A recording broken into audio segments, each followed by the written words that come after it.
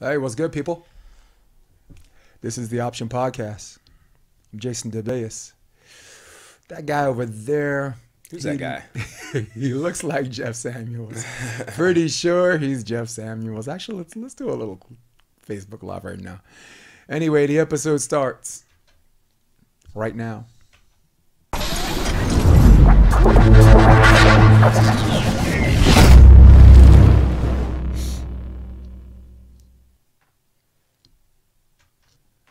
It's good, Jeff. What's poppin', baby? We're back. I know. The man. Episode 2 to Episode 50. 50? It was 2 and then 19 and then 50. And I was really trying to set up 100, but someone canceled and I had to move you up, and you was 99. You were 99. Wendy Jones. Okay. Look. It's one of my favorite numbers. Yeah. 99. Look, Wendy. Right. Yeah, it is. Oh, 19. Wayne Gretzky. Wayne Gretzky? Yeah. 99. Who's the Watt too, right? JJ Watt too. Yeah, I was also 99. Maybe. Yeah. Not a football guy. I don't really. Yeah. I know very little. I grew up a 23 guy because I was a big Yankee fan growing up, and Don Mattingly was 23. He's one of my favorite baseball players of all time because he had good field defense.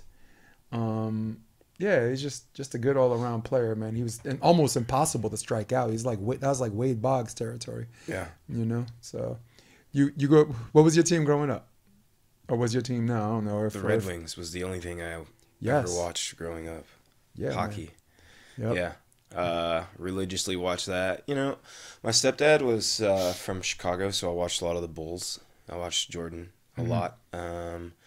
But pretty much all hockey as a kid. That's the only thing I grew up watching. I mean, my grandma liked watching the Lions and the Pistons. I was too young really to really know what was going on when the Pistons were real good. Okay. I watched Detroit sports, but yeah, pretty much just hockey. Let me tell you something. Detroit, they're the reason why the flagrant foul is a thing. It was introduced in 1990, like the 1991 season. Yeah. And they were like, no, we can't let a ticky-tack foul be the same penalty as laying out someone comatose. Yes. They were hurting people. Yo, Bill Laimbeer. I mean, we have this term, badass white boys. Yeah. Jordan rules. Bill Laimbeer. And the Knicks followed suit. They weren't quite as aggressive. Yeah, Anthony Mason, Oakley. It was blatant. It was blatant that the Pistons were trying to. Yeah, but at the time there was no flagrant. So yeah, the Knicks had to find a way to do it, and the Knicks were brash. They were tough. They were like. I said I don't watch a lot of basketball, but I feel like I know. No, but we know those teams that transcend the sport, right? Like even something like wrestling was fake, right? We know who Stone Cold Steve Austin is. We know who The Rock is. We know who Hulk Hogan is. We know, what I'm saying. We even know the Iron Sheik. Who I actually saw bouncing. He was. I mean, this is a decade ago. I think it went in front of Webster Hall. I'm pretty sure it was him. Wait, what episode is this? This is 135. 135. Yeah. All right. Come a long way, huh? Sheesh. Yeah, man. Dude, last time we did this, it was like the upshot. There was a faded video, and the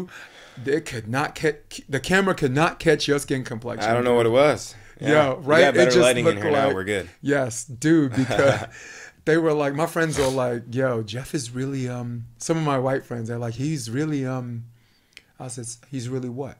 Let's go ahead and say it. Really what? He's just say it with your chest. Yes, there was a lighting thing because he looked really dark, and I'm just like. Hey man, it was the middle of the summer. I'm like, what you mean it was really dark? It's the middle of the summer, all right? I'm at the beach every day. No. Yes. Dude. Yeah, but I always tease my friends when I talk about you. I'm like, when you see Jeff, I don't think Dominican, because you have like a lot of dark skinned Puerto Ricans or whatever, but everything about you screams urban or suburban, like Michigan style psychic blood brother. Yeah. But I was only trying to make a joke because I was trying to introduce a segue to watch what we say to what we're going to talk about next. Yo, I got a question for you, Jay. What's good? What's up with our boy, man? What's up with our boy Will? Which I'm, What's up with our boy Will, I dude? don't know, man. I kind of feel him, but I kind of don't. I don't know. I don't know. Let's now we got it. Let's take a look. I got it right here. I'm not gonna put it up on the video because I don't want us to get taken down. I'm already in trouble, but this is Chris Rock. Only thing I Right. could think about when I saw that was, I'm Rick James, bitch. Yes. There go Chris Rock. Look how he walks up. Ooh. No, I gotta see. We gotta see that again. Yeah. Oh, he's like, oh, here he comes. Here No he baby comes. powder. didn't- No baby powder. No. Just full. We're talking And look about how he walks how away. Look, hard look how he walks away. Will Smith slapped the shit. You said Rick James, bitch? Yeah. My generation is What did Five Fingers I say to shot the face? sheriff. Slap. I'm Rick James.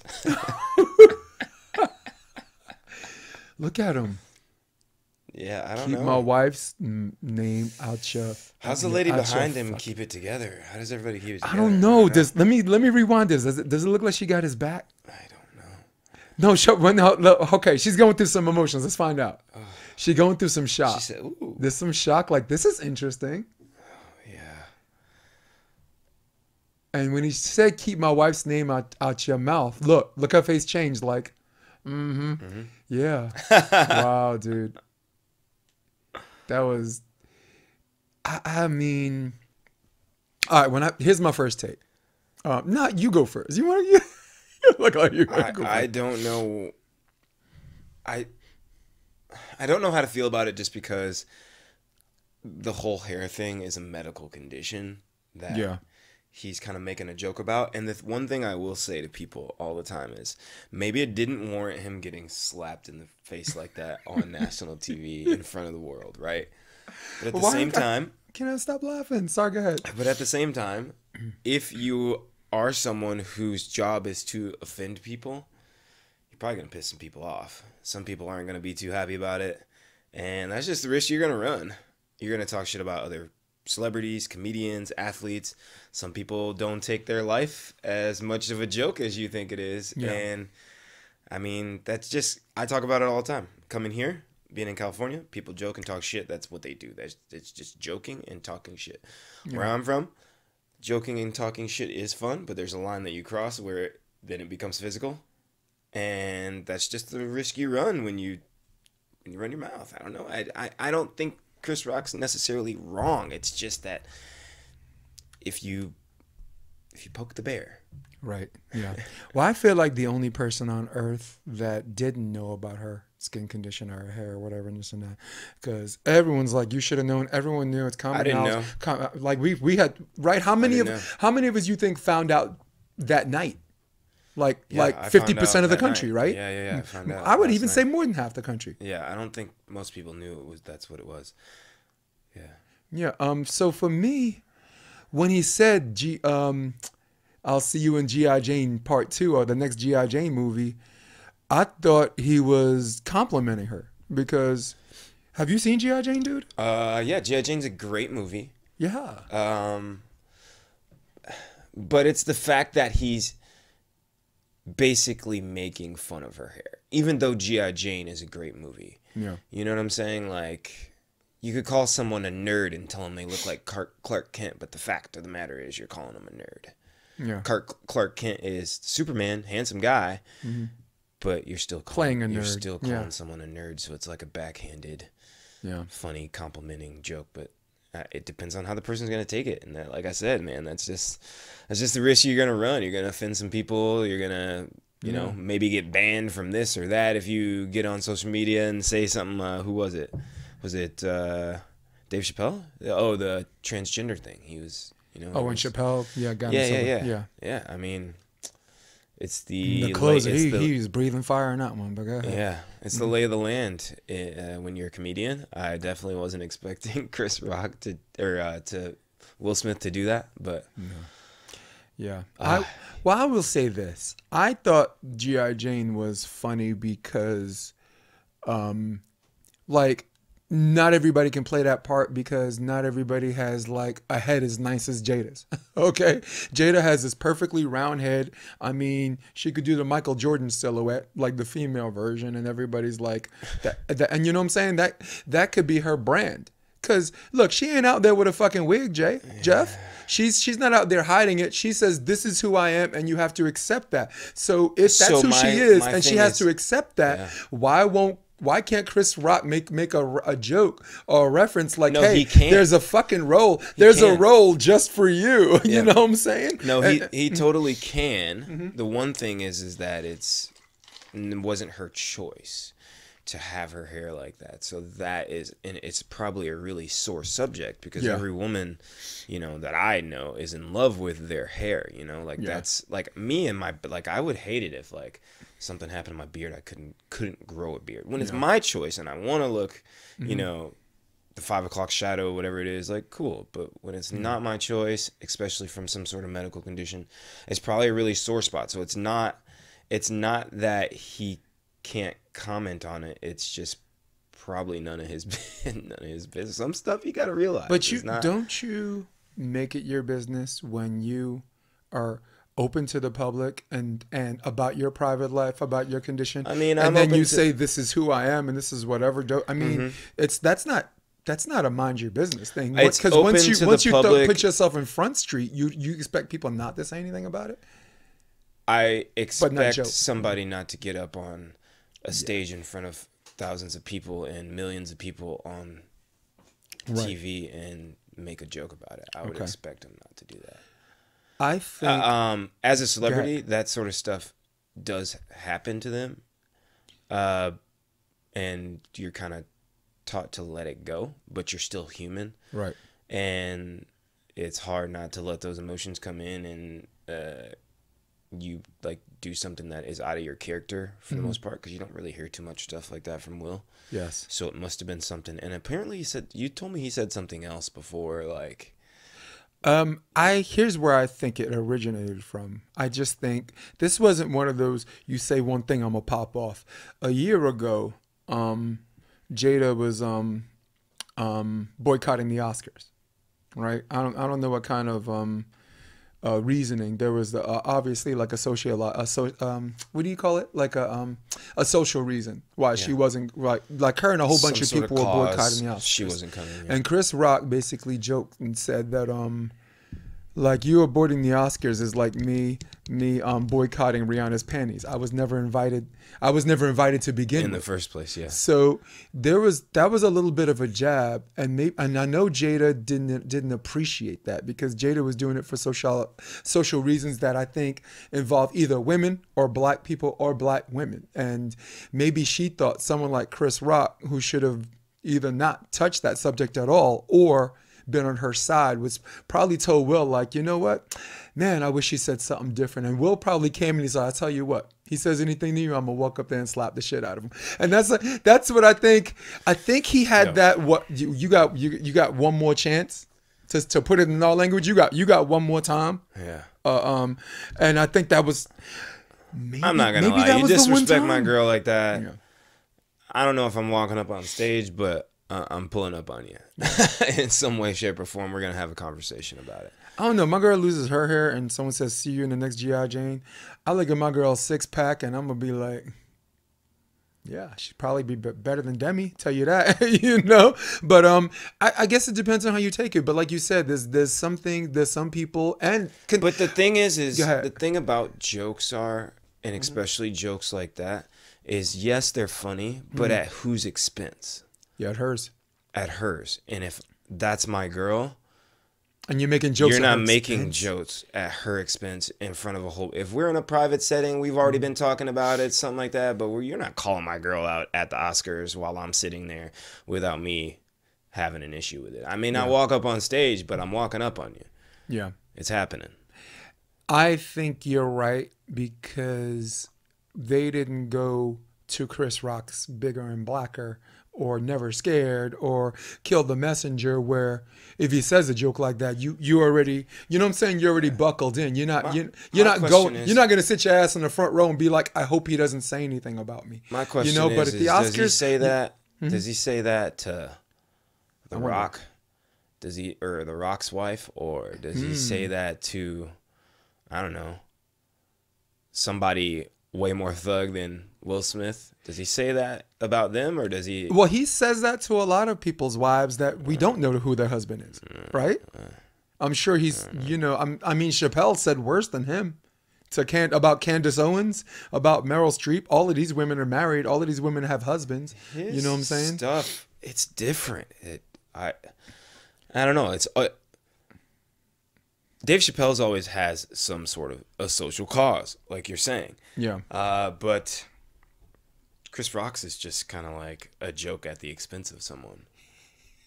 Hello, my boy Alexi, our guy from Penn State, good player. He said Chappelle's gonna have a field day. Oh yeah.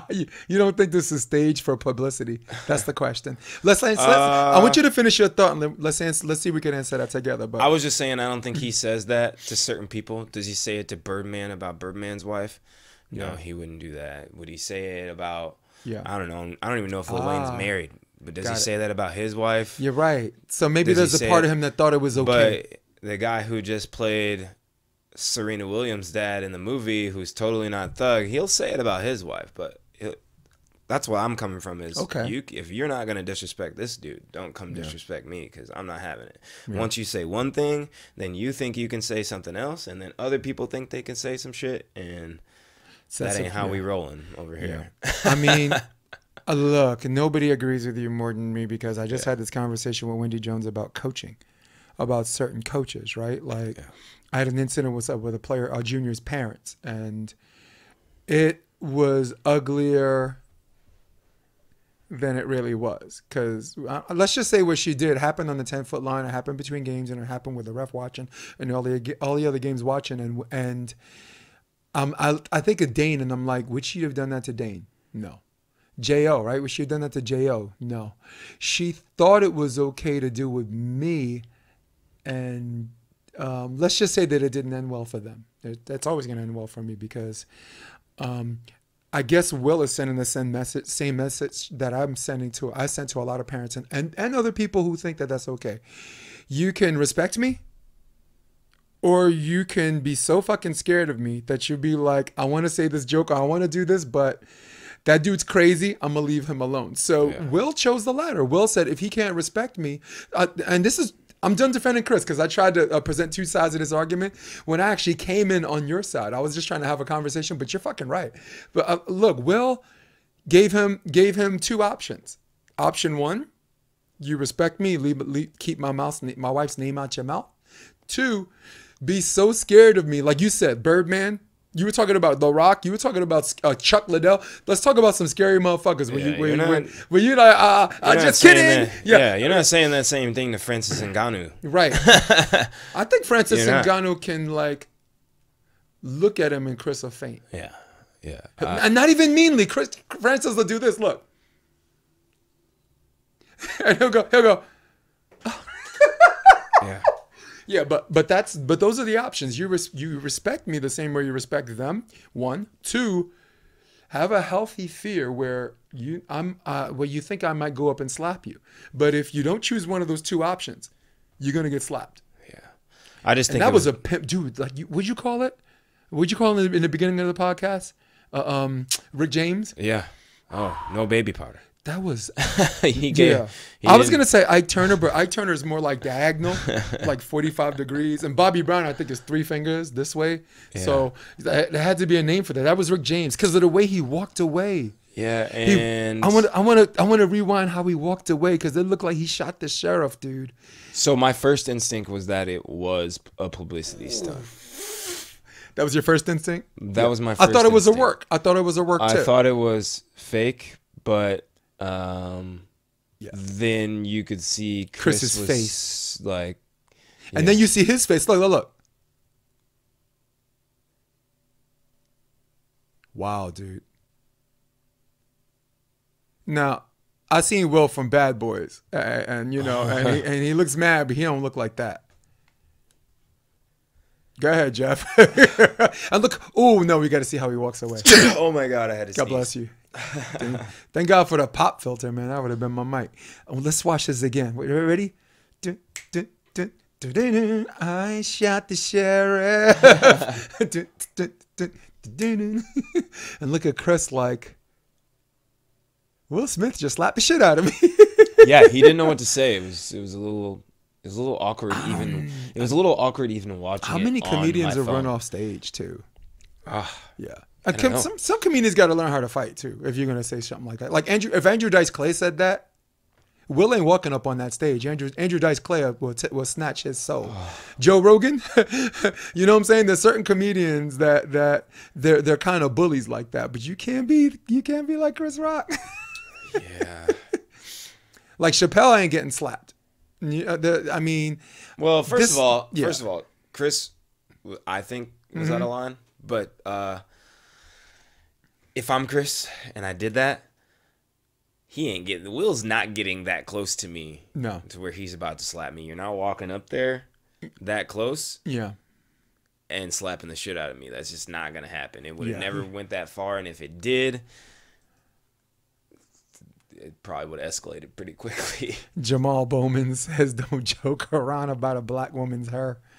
That's what you said. said. Don't joke around about any woman's hair, man. Yeah. When it's not their choice. Now, if a woman dyes her hair purple and, that's her choice, yeah, make a joke about it. That's funny. But if it's a medical condition I leave the whole women with less hair thing alone. I don't say anything about it. And you could say black, dude. You can say black women too because, look, I mean, I've said this 100 times, but I am birthed out of the womb of a black woman. Okay, my mother is basically your complexion, and I have 3 sisters. All of them are black. I have 3 aunts. And I like to play with people's hair. It was a miserable life for me. I cannot touch. You do not touch a black woman's hair. And I'm gonna joke around. I'm gonna say real or fake. All right. if it's real, if they Pocahontas in, or if it's unbelievable. Don't ask them to get in the pool. If it's unbelievable. Don't ask them to get in the pool after they got their hair done. Hell no. I just got my hair did. Oh my God. You're like, come on, honey, hop in. And she's like, can't get my hair wet. Yeah, she walk away. She'll do one of these like, hop in. Hop in. Oh, man. Yeah, but I kind of agree with you on that. Yeah, like I said, I'm not saying he's completely wrong or way out of line, but that's just the risk you're gonna run if you're talking about risk people. versus reward. Yeah. And as a comedian, you have to know how to run. Yeah, like Birdman said, put some respect on my name. Yes. That's just the risk you run as somebody whose job it is to comment on other people's lives, especially if you're making jokes at someone else's expense. Yeah. Someone's going to be upset about that. I'm not going to be too happy about it. I mean, there's been stuff that's been said about me, and sometimes I've checked people about it. Sometimes I've let it go, but I'm human, and it's not always as easy to control the emotion that you feel when something happens. And sometimes it's the reason why I might say something to that person, because I want them to know you're not going to say whatever you want about me. That's not the world that I live in. Yeah. That's not the world that I came from. So, you mentioned Birdman, right? Yeah. Is that not a classic example of healthy fear? A classic example. He rolled in there 6, 7, 8 deep into the studio and told the dude, like, yeah, I mean, you're not saying nothing now. Why aren't you saying this? If you can't say that to me, I tell people, if you can't say that to me in an alley, just me and you, why can you get up on stage and say it? That's always if you're not going to say it when it's just me and you, don't say it up there on the stage. That's just how I roll. Yeah, and some people don't have that filter or that switch to not get up there because it's going to be so funny. It's going to be so good, but at whose expense? And my wife, obviously I'm not married, but if that was my wife and I knew it would be hard for her to defend herself, then that's where I come in. And he's also just got finishing a movie playing a character where this man adamantly and rigorously vehemently defends his daughter. So Yeah. the dude was in character going all the way into the Oscars. I mean, Yeah. what was the right choice? Because he didn't really have to play that character. I think he was born and bred to feel like to protect his own. You know what I'm saying? I grew up the only guy in my house.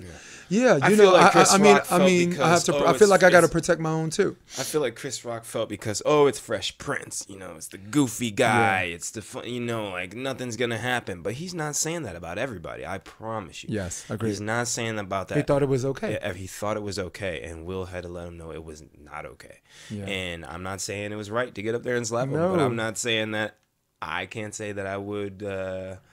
I wouldn't have been upset about it. It might not have been the route I chose, but I would have definitely probably been a little upset. So Will is really going back to Bel Air now, then, huh? Yeah, he's in trouble. He got one little fight, and his mom got scared. Yeah. You're going with your auntie back in Bel Air. Yeah. I just wonder how Jada felt about it after that, because then, like, that situation could have happened, and 90% of people never heard about it unless Will went up there and slapped him. 90% of the people never would have ever heard the joke, but now the joke is even more popular because Will went up there. Because who watches the Oscars? Who go? I mean, I've never watched. I have friends that said they never watched it until that night. Yeah, and then they were like, know who wins "Damn!" them. They were like, "But the Oscars that fucking fun every year? Is it like that? Is it like that every year? Count me in." I don't care who watches them. I don't know I don't know who wins. I don't like any of that. Me neither. But now the little comment that Chris Rock made is more popular because Will went up there, and that was the whole thing he was trying to basically stop in the first place, was the disrespect to my wife, right? So, dude, that got more clickbait than Ricky Gervais. Forever. As long as there's internet, that's going to be on it. Fucking buried Hollywood. I'm talking about nobody cares about your fucking social media platform. You're talking about this person should do that. They should hunker down. But you're rich. It's easy for you to say in your mansion. So just say thank you for your reward, thank you, director, and get the fuck off the stage. Yeah. I mean, he said something like that, and I thought that would get mad clicks, but I don't know. The Oscars buried that one. I had to search YouTube for that one, dude. Yeah. Ricky Gervais gave. Well, this one's not going anywhere. No, this one is going. Everyone's got this one. And then he won. Will won an Oscar that night? Yes. See, I don't even know that. He won. And he went up there and just made a regular speech and just like nothing happened, probably? I mean, there was nothing regular about the speech after something like that, but let's just say that he took a little extra time to give his speech. And let's just say the music wasn't playing in the background for him to get off the stage. It was one of those. The dude was a water tank. He was just well the fuck up, and he started the sentence like, "I defend women," or "I believe in defending women," and he was talking about the movie. So when he said that, everyone started chuckling in the back, like, "No shit, you believe in defending women." But it was a speech that he had that he already thought about. Before the Chris Rock thing. He apologized to the Academy, but not Chris Rock. He worshipped the Williams sisters who were there, who were in attendance, and just talked about thanking them for letting him in his life, in their lives, so he can play the father better, be a better character. Yeah, man. But I agree. I just hated to see, and some people might feel some way and he about won. this. It's like he fucking won. Nobody. I wonder how many people knew he won.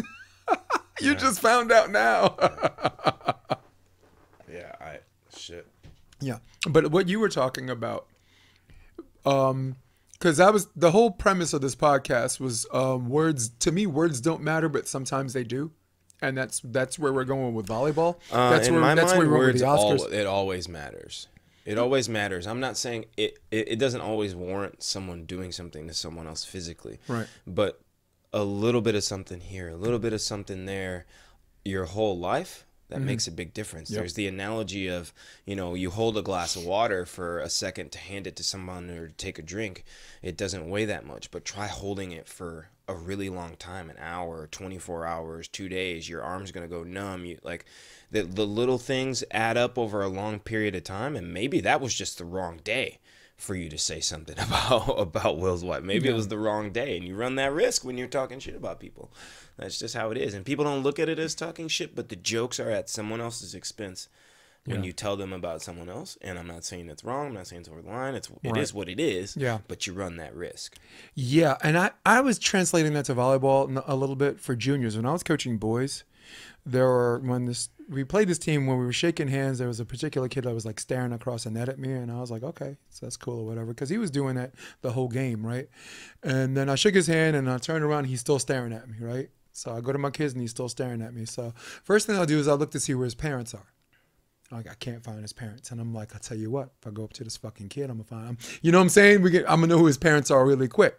So I said, bring it in. And my team went to bring it in. I said, no, not you, them. You guys, bring it in. And they're just like looking at each other. I'm like, come here, bring it in. So they bring it in, the other team. So they bring it in as if I'm their coach, the huddle. And I said, look, I thought you guys played a hell of a game, but what you guys need to do is make sure that it's about volleyball and only about volleyball. When you go to nationals, what you just did under the net to me, that kid, I said, what you just did, you might do to a team, maybe legacy from the Bronx, New York. And like you said, I mean, it's not words, but it's an action. And I'm like, where those kids grew up, that means you're fighting.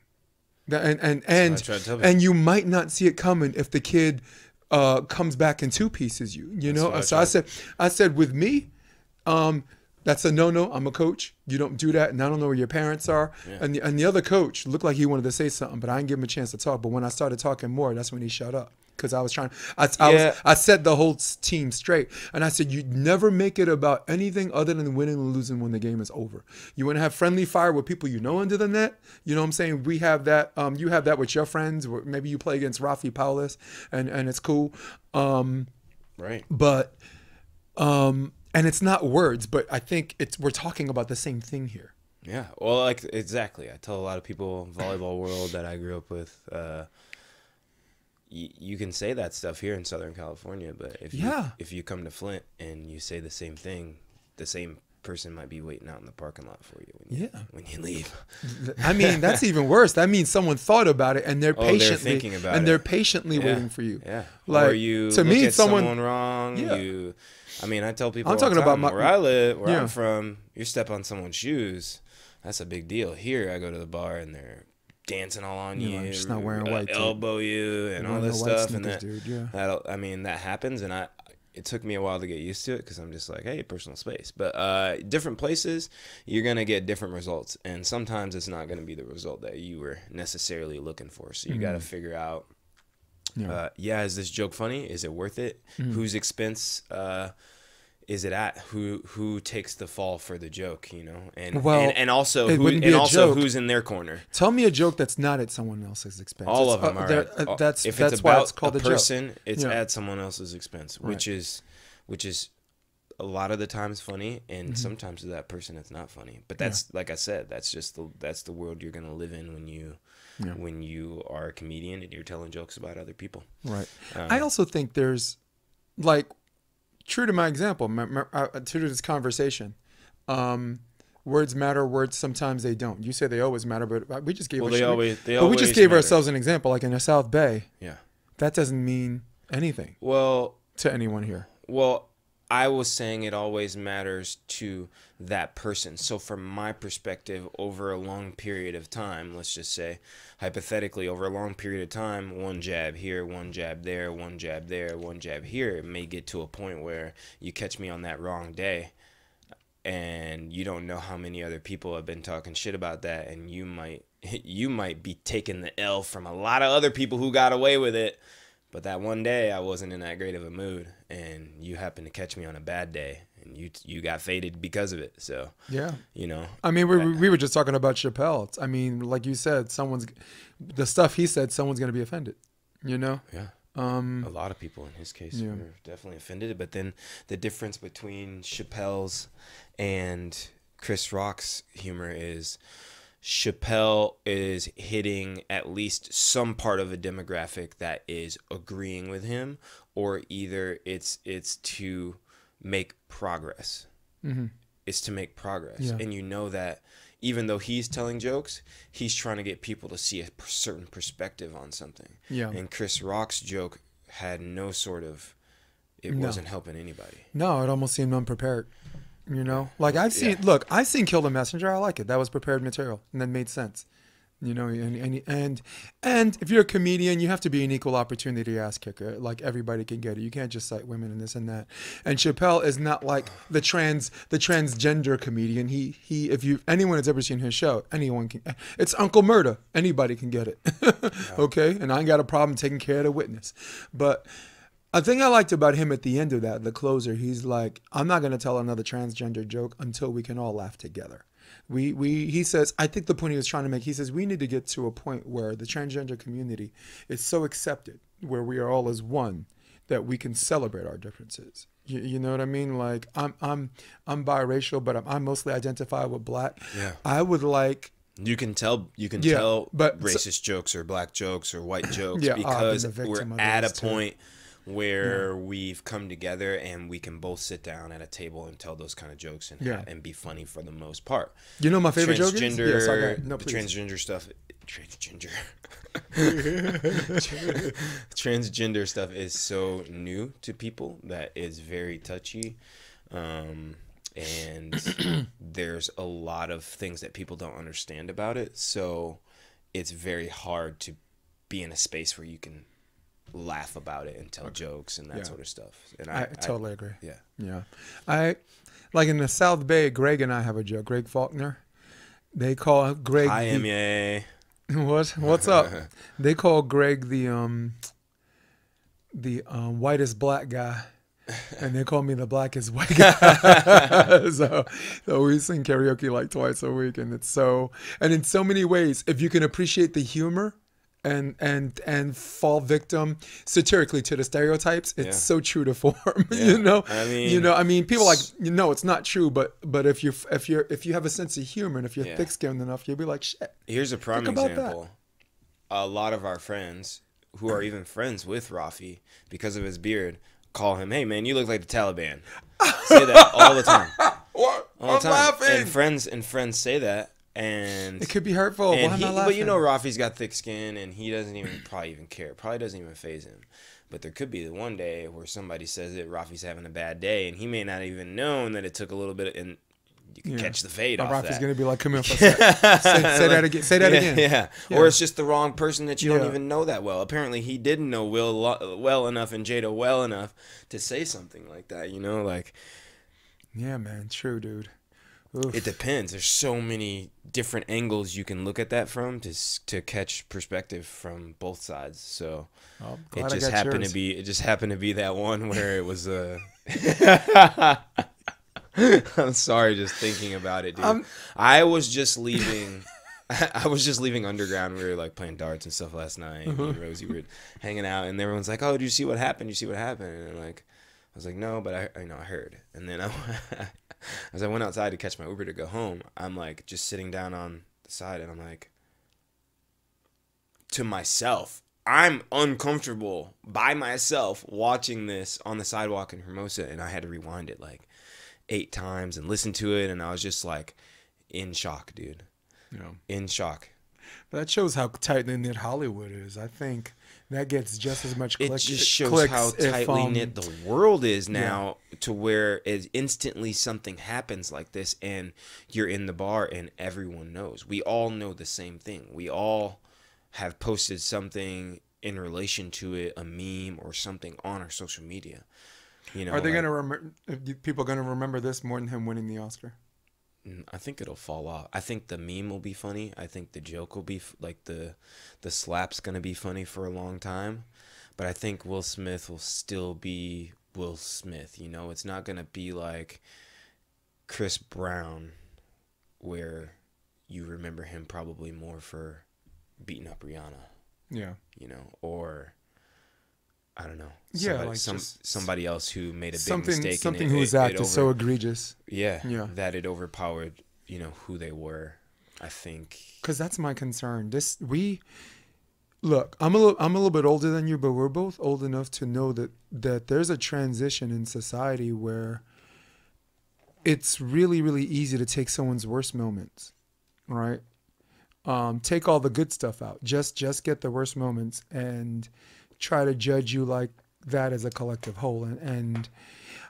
It's always been easy to do that, but it's more highlighted. It's more hypersensitive. It's more misused today than I've ever experienced in my entire life. What, cancel culture, basically? Yeah.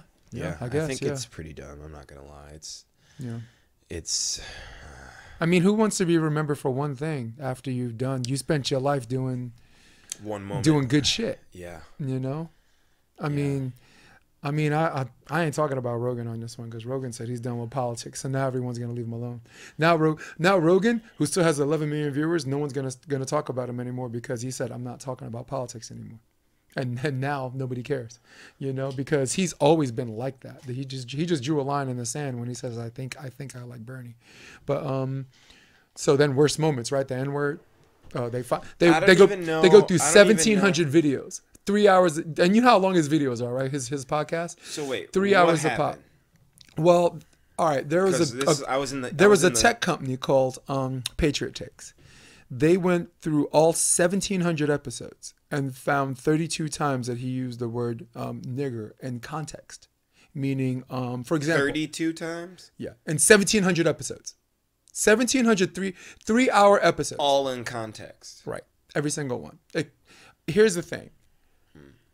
I can be on this podcast and I can joke with you and I can say that white girl just called you a nigger. And then someone can edit the part out that white girl just called you and I say that. And that's what they did to him 32 times.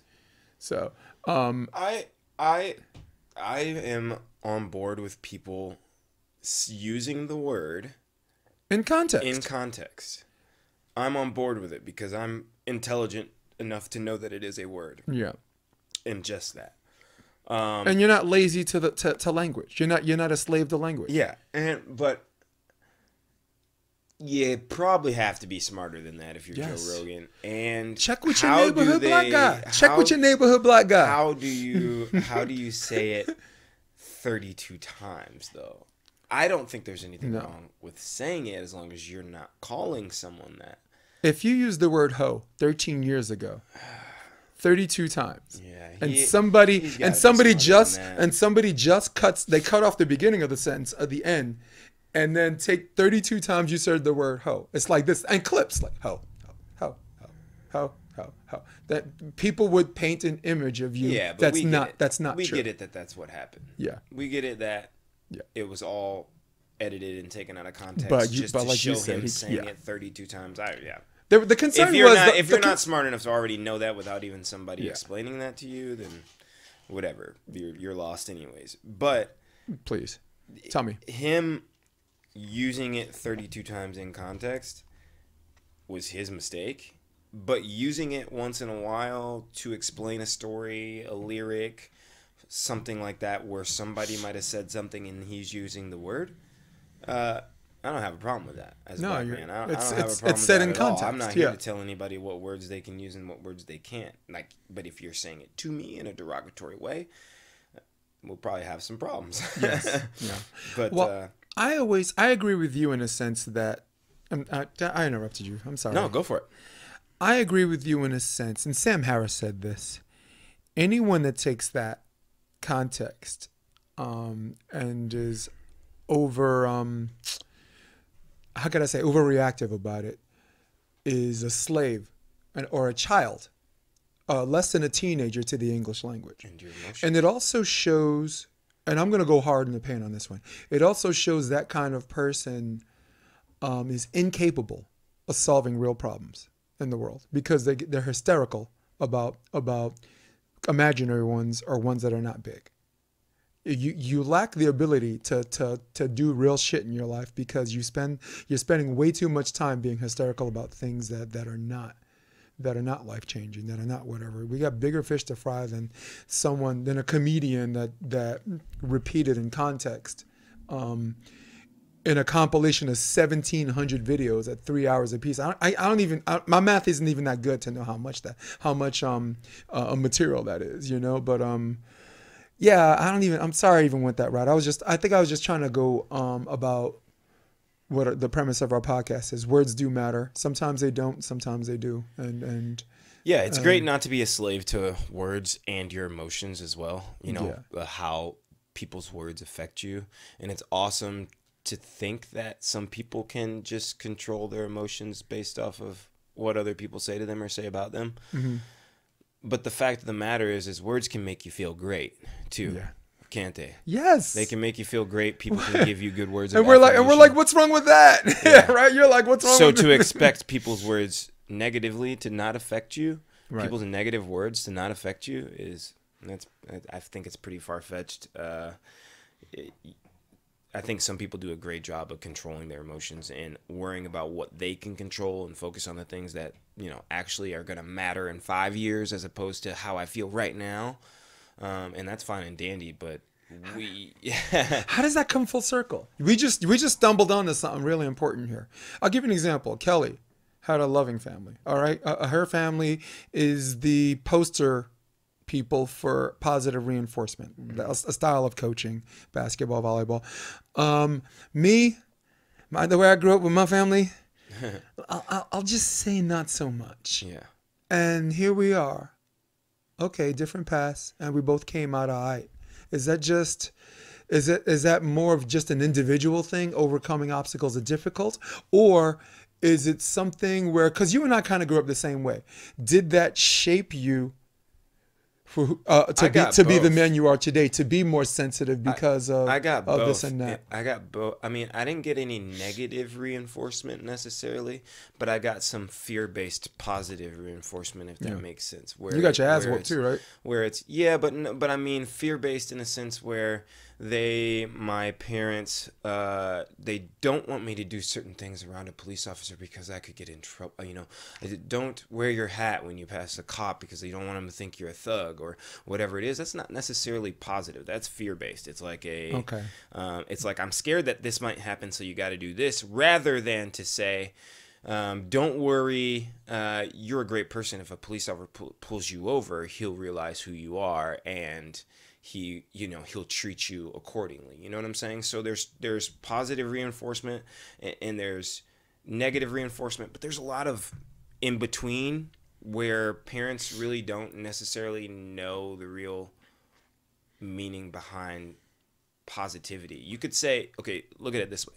You could say, I don't want to go to jail. I don't want to go to jail. I don't want to go to jail. Or you could say, I love being free.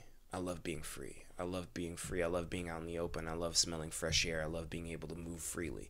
That's fucking positive right there. But the other way is also trying to be positive. I don't want to go to jail. I don't want to go to jail. But it's actually fear-based. So a lot of parents go that fear-based route where they're using the concern for your survival. Yeah. But the thing about it is, to answer your question, growing up in two different households where they use one or the other, it's the energy behind it, right? Yeah. That's gonna drive someone from two different walks of life to end up in the same place. And I'm asking the right person, because you've been in your life, you've experienced both. You've experienced positive. You've experienced your mom saying, "Be careful. I want you. I just want you to live." Yeah. But so my mom also, I remember when I was very young telling her, "Jeff, you're a special kid. You're special. You can't do everything that everyone else does. You're different than other people." My mom always encouraged me. She had my dad in my life, but wasn't always around, working so much, so my mom had to figure out how to raise a man, and there was a lot of positive reinforcement, and then there was a lot of things that she had to basically scare me to get me to do, just because my dad could look at me a certain way and make me cry as a kid, but my mom, she had to really kind of get my ass a bit and make sure that I was doing what I needed to do. I wouldn't be sitting here in front of you if it wasn't for her. And I think positive reinforcement is great. I think that's fine and dandy. But I do see a lot of kids who get positive reinforcement and end up going down the wrong path. Right. Just because it was, it's okay. You can do that. It's like, no. Because when you get into the real world, you're going to say something about Will Smith's wife, and he's going to slap the shit out of you. You know, where the positive reinforcement did nothing for you as a child because no one ever slapped the shit out of you. Did you not learn? It didn't. You did, yeah. You obviously didn't learn. You know, like you didn't get that part. So I had to get both, especially as a black man growing up in America. I had to get a little bit. I had to, and I'm so grateful for that. You don't understand how grateful I am. My mom wasn't abusive. But my mom, she let me know, dude, and that's why I can't help but treat people the right way. I'm not saying that I've never done anything wrong and I don't make mistakes and I have it all together, because nobody fucking does. But what I do know is that I can at least reflect on who I was yesterday and come to the conclusion that I was either doing something the right way that was beneficial to other people, or I wasn't, you know, and that's going to be the difference between somebody who doesn't get a little bit of both of those things in their life. I think you're going to need that positive reinforcement, especially when you're feeling inadequate, down, or unworthy. You need somebody to lift you up a little bit. And then when you get a little bit too high, you need somebody to knock you down a little bit too. I mean, life does a pretty good job of doing that on its own to us, but No doubt. Yeah. But I think you can't just have just positive reinforcement. I think you got to have somebody, A balance of both, yeah. I think look no further than the United States Army. Look no further than people who have to go through something called boot camp. Some depending on which branch, it's 8.5 weeks. Some people, if you're in the infantry, it's 13 weeks, right? I think it's safe to say you're not going to see a whole lot of positive reinforcement in boot camp, all right?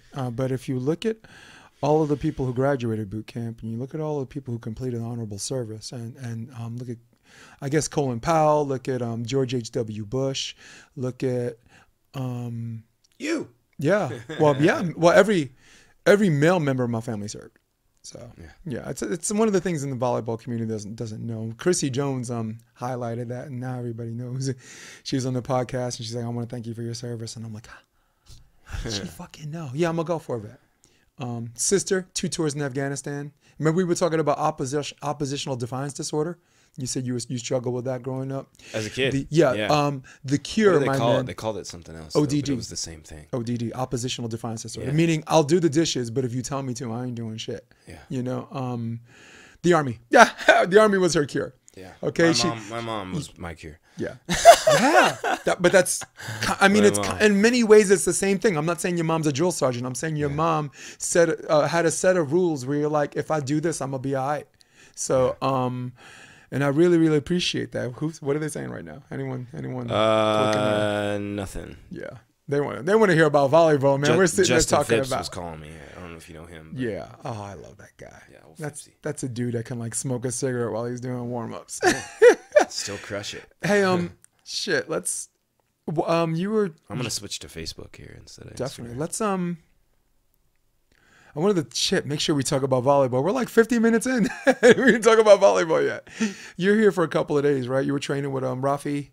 You got some training in with Chase and Troy, right? Who are back. Chase and Troy, yep. And visiting the South Bay with the Italians, right? Daniel Lupino. Cool. It's the first time I ever met him. He's a cool dude. Yeah, he's great. Rangiri I've met numerous times, and he's always been, straight up and down Italian. Alex is great, yeah. Yeah. How'd you feel out there? Look, we had a discussion on how you felt already, but our listeners weren't there for our private conversation. But let's bring that private conversation to open air. I felt like you taking a little time away and coming back from this volleyball thing from a different angle, physically and mentally, I think would have made you come back stronger. And I saw you out there for a little bit. You look good. Yeah, man. Healthy minded. My body feels pretty good. It's just about getting back in the sand legs, that sort of stuff. Getting the brain firing in the ways that you are when you're mid-season or on your game. And I'm feeling really good, and that's all I really been focusing on recently. Mm-hmm. Is how I feel about it, Practice has been going pretty well so far. It's only been a week of practicing so far, but things are going great. Rafi and I are we're going into some of these practices where it used to be the focus is to win the drill or to win the game. And we're now just hashing out what we need to do to be successful in the long run. Is everybody listening to this? Yeah. Yes. Keep going. Keep going. This is important. And while it's tough to do because you always want to be competitive and you don't want, especially other players, to think that they can beat you. But in order to grow, you have to get out of that comfort zone of always doing what you've done to win that game. Because while I may be able to beat you doing what I've always done, I can't beat the top 8 teams doing what I've always done, right? So that's been the learning curve right now, and probably been the biggest thing we're taking away from this little training camp. But it's been really good. Yeah. Yeah. Ashley Clark, she's a club coach and a very competitive individual. When she was younger, and this is relevant to your story, when she was younger, they would do drills, but there was a punishment if you lost a drill. So there was she knew that if she did it the way the coach wanted her to do it, she'd lose the drill. So she kept doing it her way, and then she finally went to the coach. She's like, look, I want to learn how to do this right, but I really don't want to do push-ups anymore. All right, I really don't want to do fucking suicides anymore. Is there a way that I can actually learn from you? And I mean, it's a weird question to ask because some coaches, their ego comes into play. But she's like, is there a way where I can, we can do this the way you want to, and I'm not sitting there worrying about the consequence of losing the drill, where I revert back to something that works for me. But like you were just saying, when the shit hits the fan, and when they keep building up and start facing the good teams, your way might hit a brick wall. Yeah. I always feel that life's working out in your favor, and you're going to get a lot of the same things that you've always gotten, not because life's trying to teach you a lesson, but because that's where your vibration is at the time, and you're going to keep getting that same result. It's no coincidence. So the very basis behind what's going on, can we do these drills or do this in a certain way where I don't have to think about the consequences? Where your issue is, the reason why you're not winning the drills is because you're probably already thinking about how you might lose. You already have that in your mind. Otherwise, you would be winning already because you're thinking about this one play, this one touch, this one set, as opposed to having the end goal in your mind. So that is probably exactly what you needed. And isn't that what we as coaches teach our kids? Isn't that not all coaches? Not all coaches. No, I can only talk about you and me. Yeah, because we had the privilege of working with each other, 2.5 years, endless summer, right? Ended up being leading the nation in recruitments per capita. We can name 8 girls right now who are in their freshman year and killing it. Highlighting Natalie Muskowski, Catherine's daughter, UCLA. She's winning all her freaking Pair 4 games as a starter, a freshman starter. Awesome. But I guess, I guess I'm doing a little theater here, like a little give and take, a little acting on my part. But isn't that what we as coaches should do to kids, to make sure that they exercise a technique the right way that gets so strong that they're not thinking about it? Yeah. Right? Because it'd be a bag of white men dressed in white lab coats if every play was the end of the world. If you weren't able to compartmentalize that and just say next play,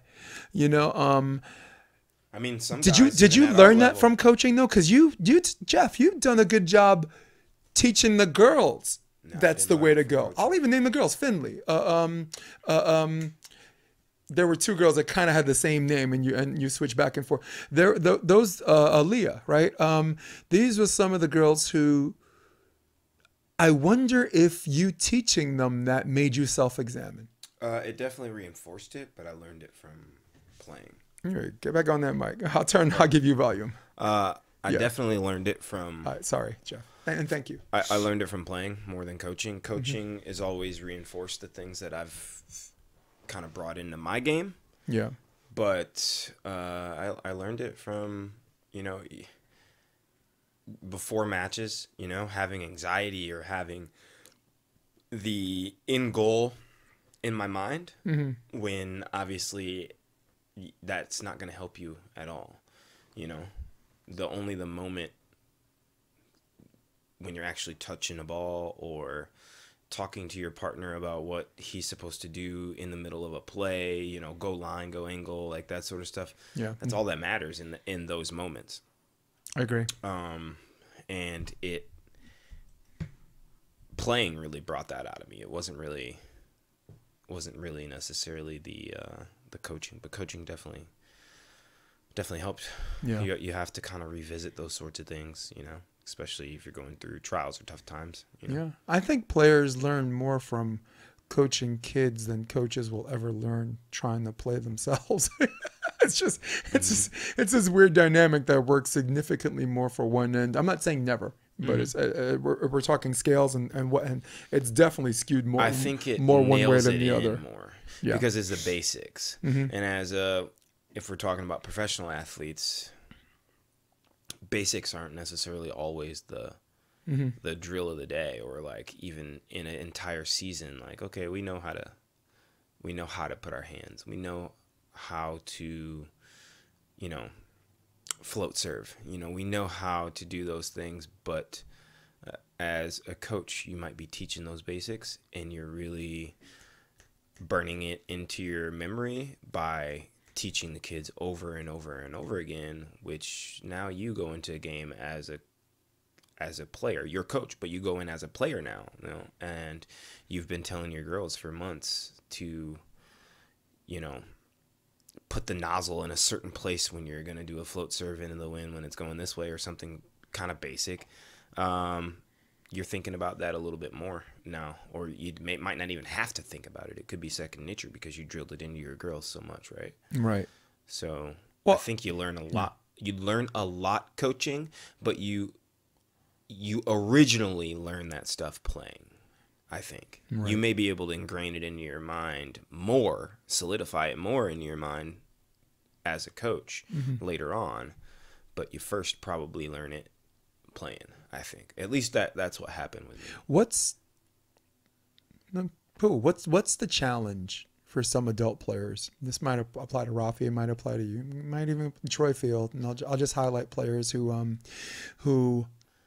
don't look like they play volleyball the same way as everybody else, but at the same time still enjoy a heightened level of success. And maybe I take you out of that category because your game is clean. But I look different than most volleyball players. I know that. You really do. Yeah, You I really know do. that. You really do. I do it kind of like while my fundamentals are there and they have to be, the way I do my fundamentals might look a little bit different than other people because I move differently. I walk differently than probably your average volleyball player. You know, when you look at, it's the funny thing, you look at Qatar, which is kind of where I guess I'm coming from, where you hear people talk about their fast twitch muscles and all this stuff, and it's like, yeah, they probably have that stuff, but it doesn't. Have you seen them pass? Have you seen them set? Have you seen that's like they're really on point. They're very consistent, very consistent. But when you talk about Mole and Sorum, I just heard it this past weekend. I'm not going to say who was talking about it, but no, but it's a conversation. But it was Mole and Sorum. It was maybe Brower Musin. It was, you know, they're very consistent. They're very controlled. They're very this. And then from Qatar, they're very physical. They jump really high. And it's like nonsense. They all jump really high. Nonsense. They're all very physical. And they're both very consistent and have fundamentals. They all have that. But because Qatar, I'm not blaming anyone, but because Qatar does look different when they do things, that seems to be the highlight of conversation is, look how fast he is. And it's like, yeah, look how fast he is from perfect positioning. Yeah. I will say something, and I'm glad you brought up Qatar because as far as like facial expressions and mannerisms, I always put you and Sharif in the same category. When you're laboring through something, you look like you're so fucking miserable.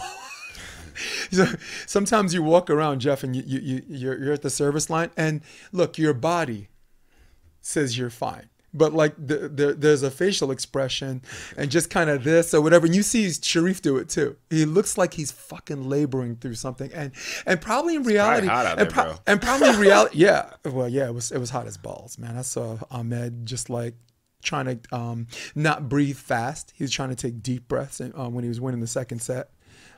He's my top 2 defender, by the way. I don't think anyone Yeah, he's picked them to win the tournament. He's dynamic. I picked him to make the finals.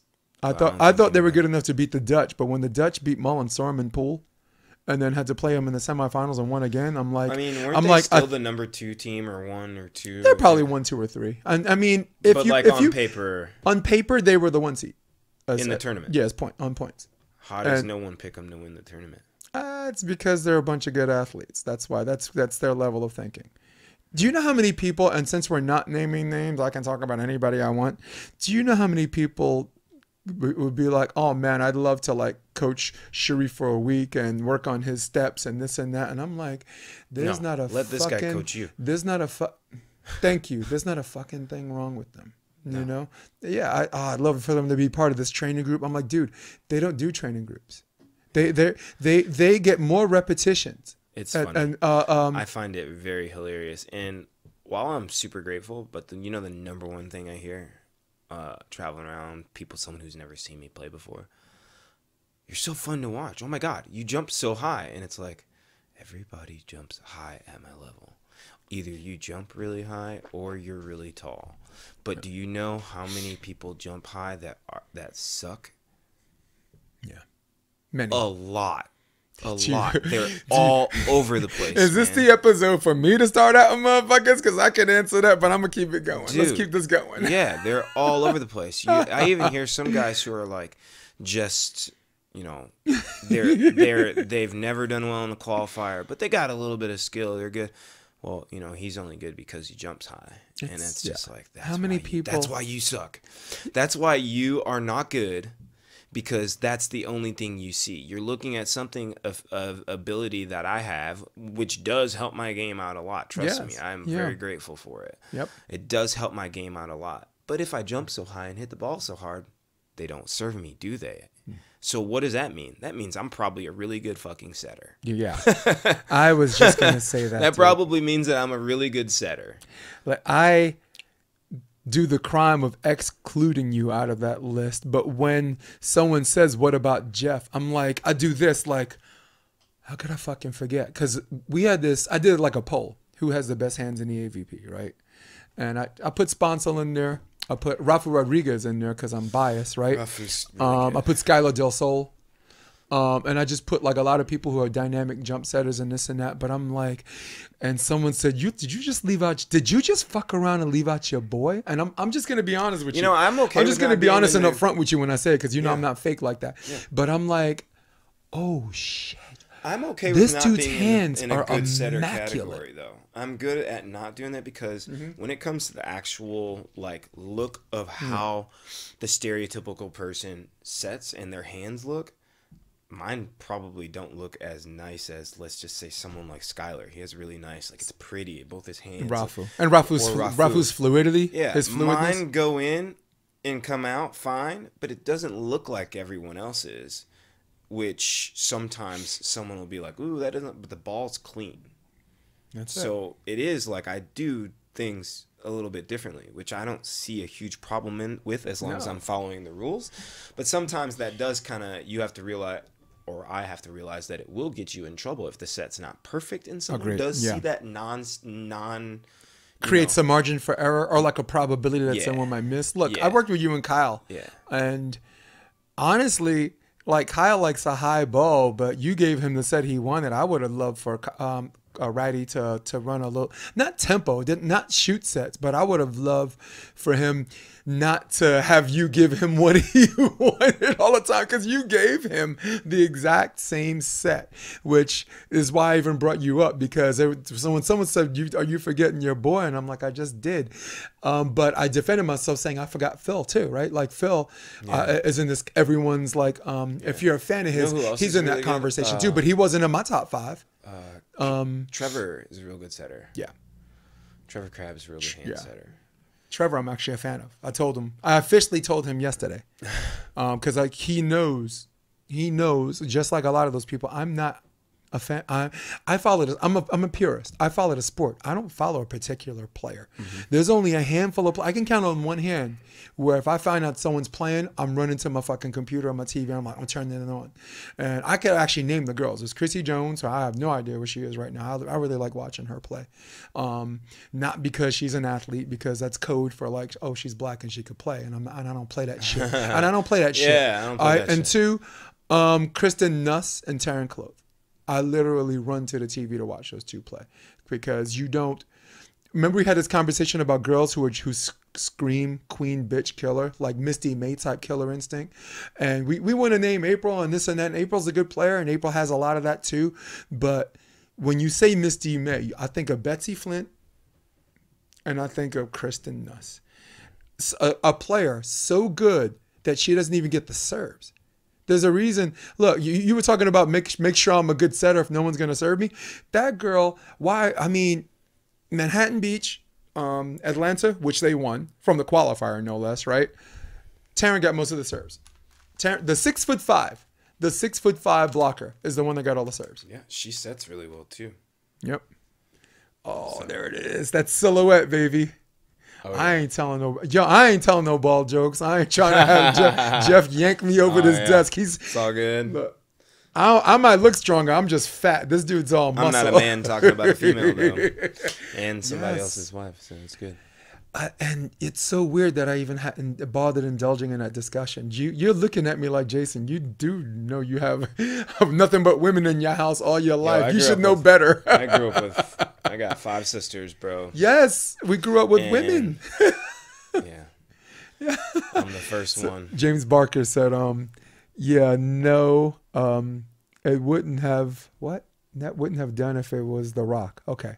No. You're right. He would have never done that if that was a Rock or some other badass. That's my thing. Why you think you can play me, but you're not gonna play Birdman? Yeah. In New York, the Dominicans, my nickname was Loco. Yeah.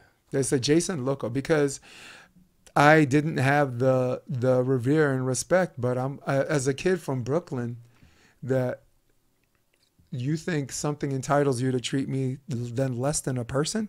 Yeah. Because this one person does this one thing better than anybody else. I don't, not as a general respect, as a man. Yeah. As a man that you That's what I tell people. I go, well, you don't walk up on Hayden like that.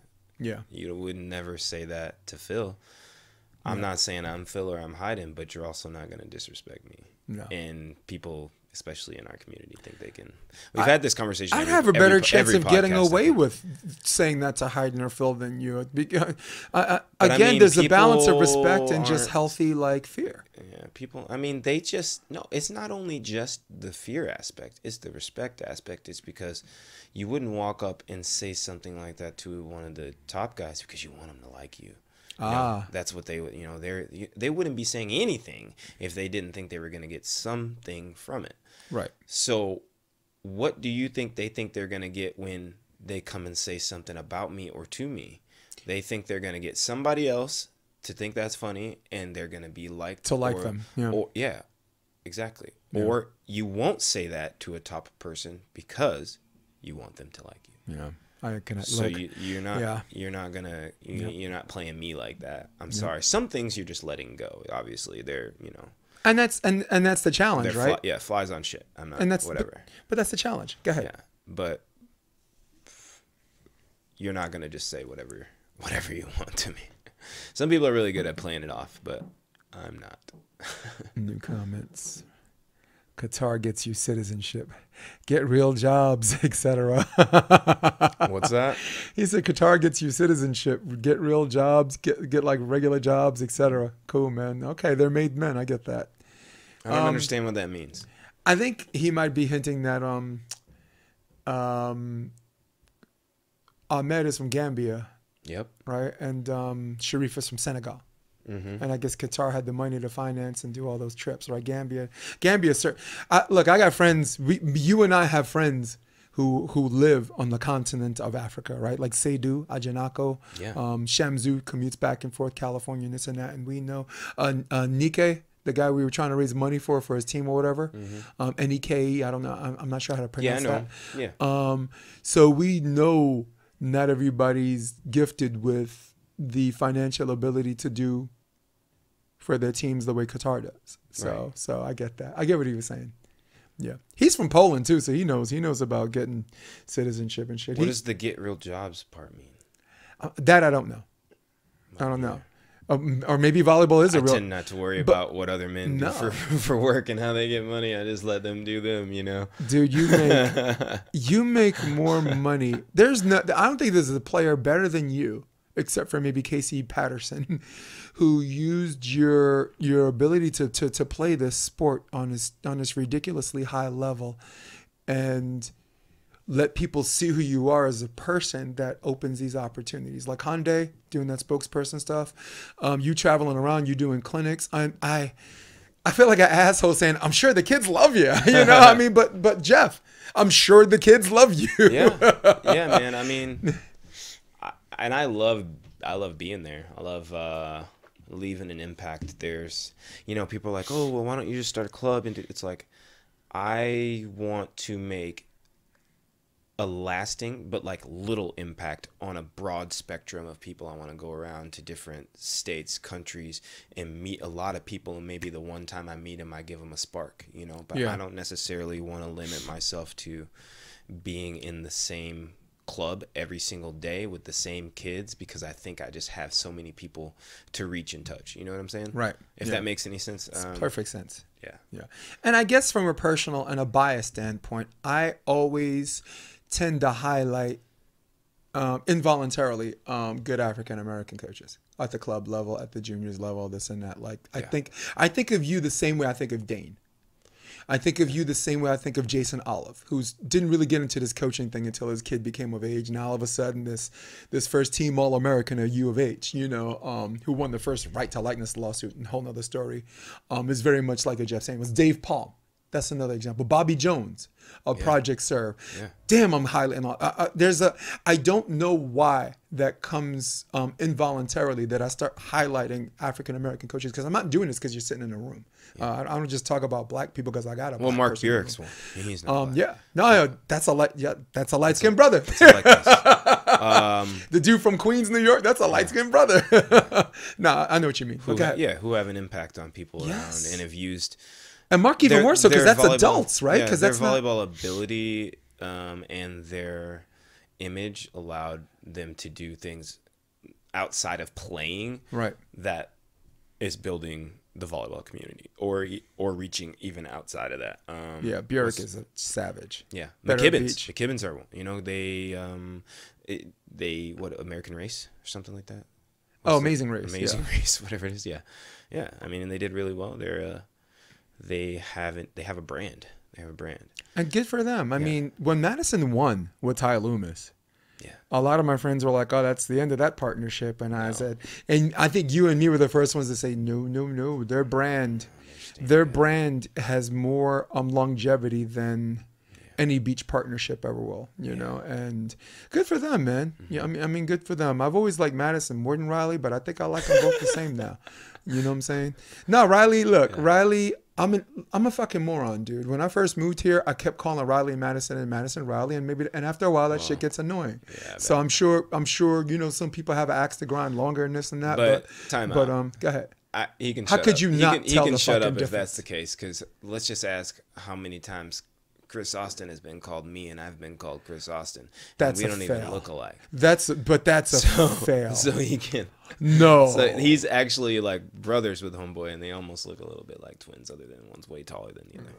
But Yeah, I got mad respect Just- for them though. yeah, me too. Madison, when I was doing the beat for Volleyball 101 and I was doing the Tubecast before this became a podcast, my very first guest, Madison McKibben. Actually, I'll give you my first three who picked up the phone and said yes. Madison McKibben, Betsy Flint. Me? No, you were the podcast. I'm talking you're about, talking I had a about- Tubecast. Oh, You know, Android yeah, July, yeah. Volleyball 1-on-1? Yes, I was yes, doing, yes. I would go to the tournaments like the FIVB World Series or Vegas. I would cover the tournament. I would do interviews and put them on a 30-minute compilation video. But my first three telephone interviews were Madison McKibben, Betsy Flint, and the McCulloughs. Allie and who's the head coach of UC Davis, and her husband Kevin. But All right, yeah, maybe he's here got it an is. explanation here. Here he is. Indoor guys in Qatar that are not from Qatar that get their citizenship get jobs in additions to volleyball contracts. That makes okay, got it. And that's how they provide opportunity for those gifted athletes from Africa. What's that got to do with get real jobs? They get real. It's a funnel for them to get real jobs when they're done playing. You can't play volleyball forever. Sorry, because that's like a term. You know, a lot Yeah. of people say, Yeah, why don't you get a "Quit real playing job." volleyball, get a real job." Yeah. And it's just like, Fuck oh, off. all right, cool. Yeah. Well, it's very. I think I get it now. Look, this Africa thing is pretty much the same thing as USC, right? You graduate USC and you decide to live in the South Bay.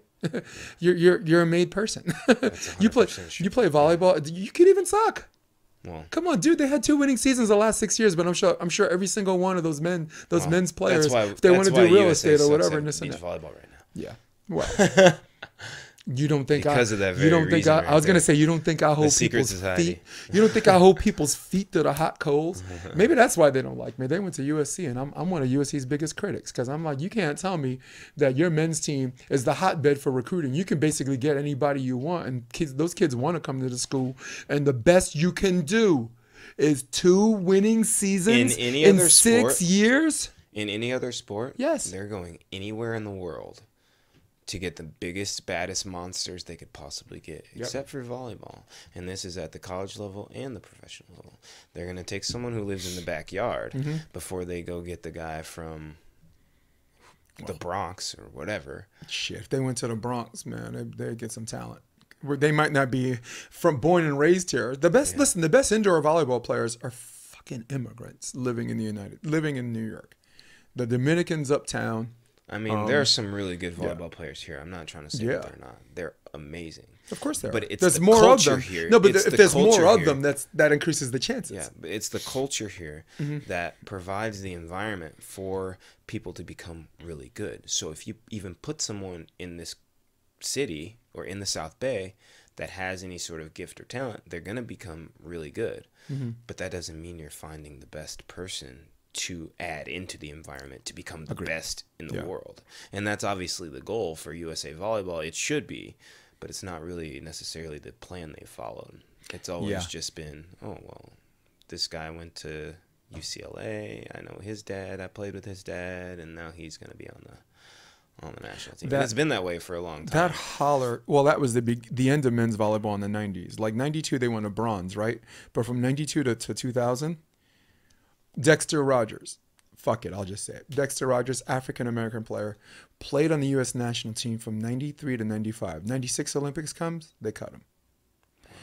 For Mike Lambert from Stanford, who was a passing machine at Stanford, but Stanford is not the World League. All right, these are the best players in the world. Like, man, the USA has gotten away with that for a long time. But they gotten away with it not because they were 12 Californians. They gotten away with it because the particular players, Karch Karai, Stvertlik, Timmons, Stork, happened to be the right players. You know what I'm saying? Like there's a boom period, like a generational boom period that allowed the USA to win back-to-back golds and then a bronze. But Dexter got cut. Let me ask you a question, and it sucks that I keep making this about black or white. I asked Jason. Well, you got the only black beach volleyball player on your podcast true. right now, so it's a good time to ask them. Yes. Dude, you are. You're it. I'm it. Yeah, man. Look. Well, male. Trivia Male. question. Male. Trivia. Watch this. Trivia question. And this is I always tell people this. Shout out to the women. There's women. doing their Yes. Shout out to the women, and just keep doing your thing. Yeah. So as two guys who are raised by, we probably didn't see another man till we were 14, so we saw nothing but women. But here's a trivia question. How many African American men do you think played in the Olympics on indoor men's volleyball? In history? Yeah. In the history of USA? USA in indoor men's volleyball, how many African American men? Are we talking like of mixed descent or someone that looks like me? I didn't say men of color. I said African American. I didn't say half it. Samoan, half white. Got it. I got it. Wait, hang on. Give me a sec here. I can't think of any. There's not one. Yeah, none. Not Well, there's one. only been 2 for beach. That I know Well, of. Patch. Yeah. Well, Pete. Well, of course, Well, yeah. Well, what about him? Patch didn't got cut before the Olympics came. Oh, yeah. Yeah. Dane. But beach is even worse Yeah. because you don't even go by Olympics. I mean, there's been one in the Olympics, but just in all of professional beach volleyball.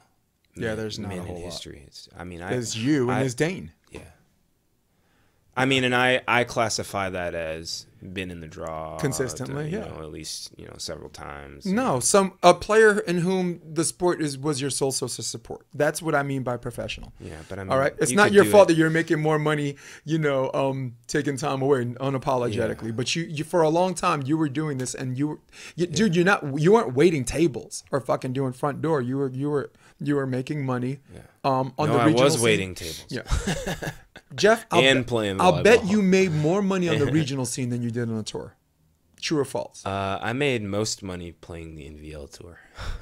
That was awesome. And then, those same years, it was the NVL and a bunch of local Midwest stuff, and like where Right. you're getting, a Yeah. couple thousand each tournament or something like that. There was one year it was like, Yeah. Cool plug. Hey, cool plug for Dane.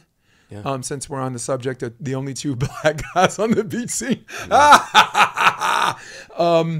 Dane is the only male player to win a gold medal, Olympic gold medal, an AVP crown, and an NCAA championship as a player and a coach. really? No other male player, not even Really? Karch, Really? no other male player holds that distinction. That's cool. Yeah. I told that to Jason Olive, and Jason's like, and yet he's still not in the top 25 GOAT list. And I'm like, yeah, why not? I mean, do you measure that just by AVP championships, or do you measure that do you measure that when it dude. counts? There's just been so many guys, and I don't know if he's in my top 25 GOAT list, but he's real close. And does it matter? Because in the grand scheme of things, he's a Hall of Famer, and If there's a first ballot, and an Olympic gold medalist, Yeah. which a lot of guys who are top 25 haven't done. no, because it started in '96, right? Exactly. And only 4 guys get to go. right. So I think I'd take that. I'd take it. I'd take Hall of Fame, and I'd take gold medal. So for over- Americans, it's a short list anyway, right? There's Karch and Steffes, right? There's the Dane and Fenoy, who still looks mad fucking young. Remember you saw him a couple of nights I ago, saw him a couple looking like nights he's ago, 30. yeah. Right? He don't look 50. He looks like a creepy 30. The guy looks 35. He does. He does. Yeah, he's handsome as fuck, dude. He looks 35. He's a smoke show. Yeah, I'm the one that looks like a creepy 30. I'm the one that's 51. And then you got Phil and Nick. No, Todd and Nick. So those are your 6 American beach volleyball Male gold medalists. Gold medalists. Yeah. Female, it's pretty much a 2-horse race too, right? It was Carrie We and haven't won since Misty, Phil and and Nick, then April and Damn, we suck. yeah. No, one, yeah, we suck, Yeah, and we 2, suck, the rest of the world Has well, that's Yeah. the thing. The rest of the world, Brazil goes into the jungle and gets these guys. They don't care who it is. they're savages. They don't dude. care. True savages. And I will say this: with the rest of the world has showed, as technique wise, and as far as like there's certain people, coaches, they coach you to pass with knee down, and some people are like if you're not a knee down passer, don't do it. If you're a drifter, this and that. So there are some coaches that don't. You look at the set release, like we just watched CBV yesterday. You watch the set release. Some people take it low, and then when they take it low, they take it lower than back up. Where on the FIVB scene, hands are high, almost like Soviet Union. Whoom, whoom, and it's clean, So I mean, so there are certain techniques that maybe American coaches would make those players do differently that might not have worked for them, and Go ahead. Sorry. I would say the rules and the rule changes are definitely not conducive to Yeah. the United States being successful with our style of play, because we play here on deep sand and lots of wind, and we're more of deep dish and still setters. getting murked. We're more of deep dish setters than we would be probably quick over the head setters. We are not jump setters for the most part, which that's kind of the way the game is going. We are not quick setters for the most part, that's the way the game is going. Do you see how one hampers the other though? You can't be a deep dish setter. Oh, well, you can, but it's safe enough to say that you can't be a deep dish setter and be a jump setter. You can at your own risk. I mean, and anyone practices that, man. Good luck with the refs, because on the FIVB level, that rule didn't change. That rule's always been there. We just haven't. And they also kind of ruined the whole thing for us. The FIV. I'm not saying anything bad about the FIVB. Yeah. They're doing great for volleyball. It's not their fault that we learned how to catch and throw a ball. But I'm saying even before that, if it wasn't for them, we'd be playing big court still, and we'd be playing side out. If it wasn't for the Olympics and the FIVB, we would still. Did we change that, or did the FIVB change that? FIVB Olympics. They made it a short court, huh? Short court. Wow. And side out scoring. They didn't. Rally scoring. We had side out scoring. You know what's weird? I think at certain levels, it fucked a lot of volleyball players, not just America, but all over the world. There are shorties that had a long game and this and that. It takes a little bit of the excitement out of it. But at the high level, because once you're up, you're gone. I'll give you another example. Indoor volleyball, because I'm bringing it full circle. I swear to God, I'm not driving us off the cliff. Indoor volleyball in 2001. They changed the rule saying you were allowed to double contact, first hit.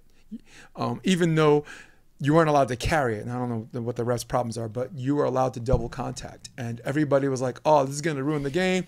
Oh, it's smudge set spike, it's bump set spike. And when I look at some of the D3 games, it looks sloppy. When I looked at some of the D2 and maybe some of the watered down Division I seasons, it looks sloppy. But when you get to the highest level, nobody's passing with their hands because the serve is moving so fast. So they changed the rule to make them, they thought they would make it more interesting for people coming up. But the people at the highest level, you watch a game in 1988, you watch a game 2020, the French team that won the gold, dimes, forearms, no hands. So my argument steers back to the short court. At the very highest level, that those jump serves are still landing in. And the Mikasa is not exactly the most drop friendly ball in the world. So they did it not caring about everybody else. That's all I was trying to say. Yeah. The highest level players did it because they thought it would be good for everybody else, and instead it screwed everybody else. And I agree with you. I like the big court. I'm over it, right? At this point, we're all over it, right? I don't even know if that was 2001. When was that? Was that 2001? I don't even remember. I know 2001. I wasn't playing in 2001, so I don't know. Well, Jeff, 2001 was a big indoor overhaul. Oh. The introduction of the libero. There was no libero before that. 3-point line. They should move that 10-foot line back to 15 feet because those guys look like they're just hitting front row. That's true. The introduction of the libero, first contact, and let serve rule. Because before 2001, if the serve hit the net, it was dead. It was dead play. But all three of those rules were instilled all the same year. And so it was like a volleyball. Of course, people were disappointed because it was like a shock. How'd you feel about the AVP? Like having match point being... I didn't like it at first, but then my first tournament qualifying was the first tournament they ever had the side out on the game point or on match point. And I think I came back from 9-14 to qualify for my first AVP ever. It was only the first one I ever played. Okay, you're like, I'll take it. So I was like, yeah, I think I like this. Yeah, Ricardo doesn't like it. I'll tell you that, man. That poor guy. Yeah, it's ruined some of his finals appearances. Yeah, there's you and the Partains too, right? You were down 14-11. 14-10. Yeah, 14-11. And you kind of you and Brunstein inched back. One player at a time. Who do you want to play with this year? Well, I'm playing with Rafi. Good.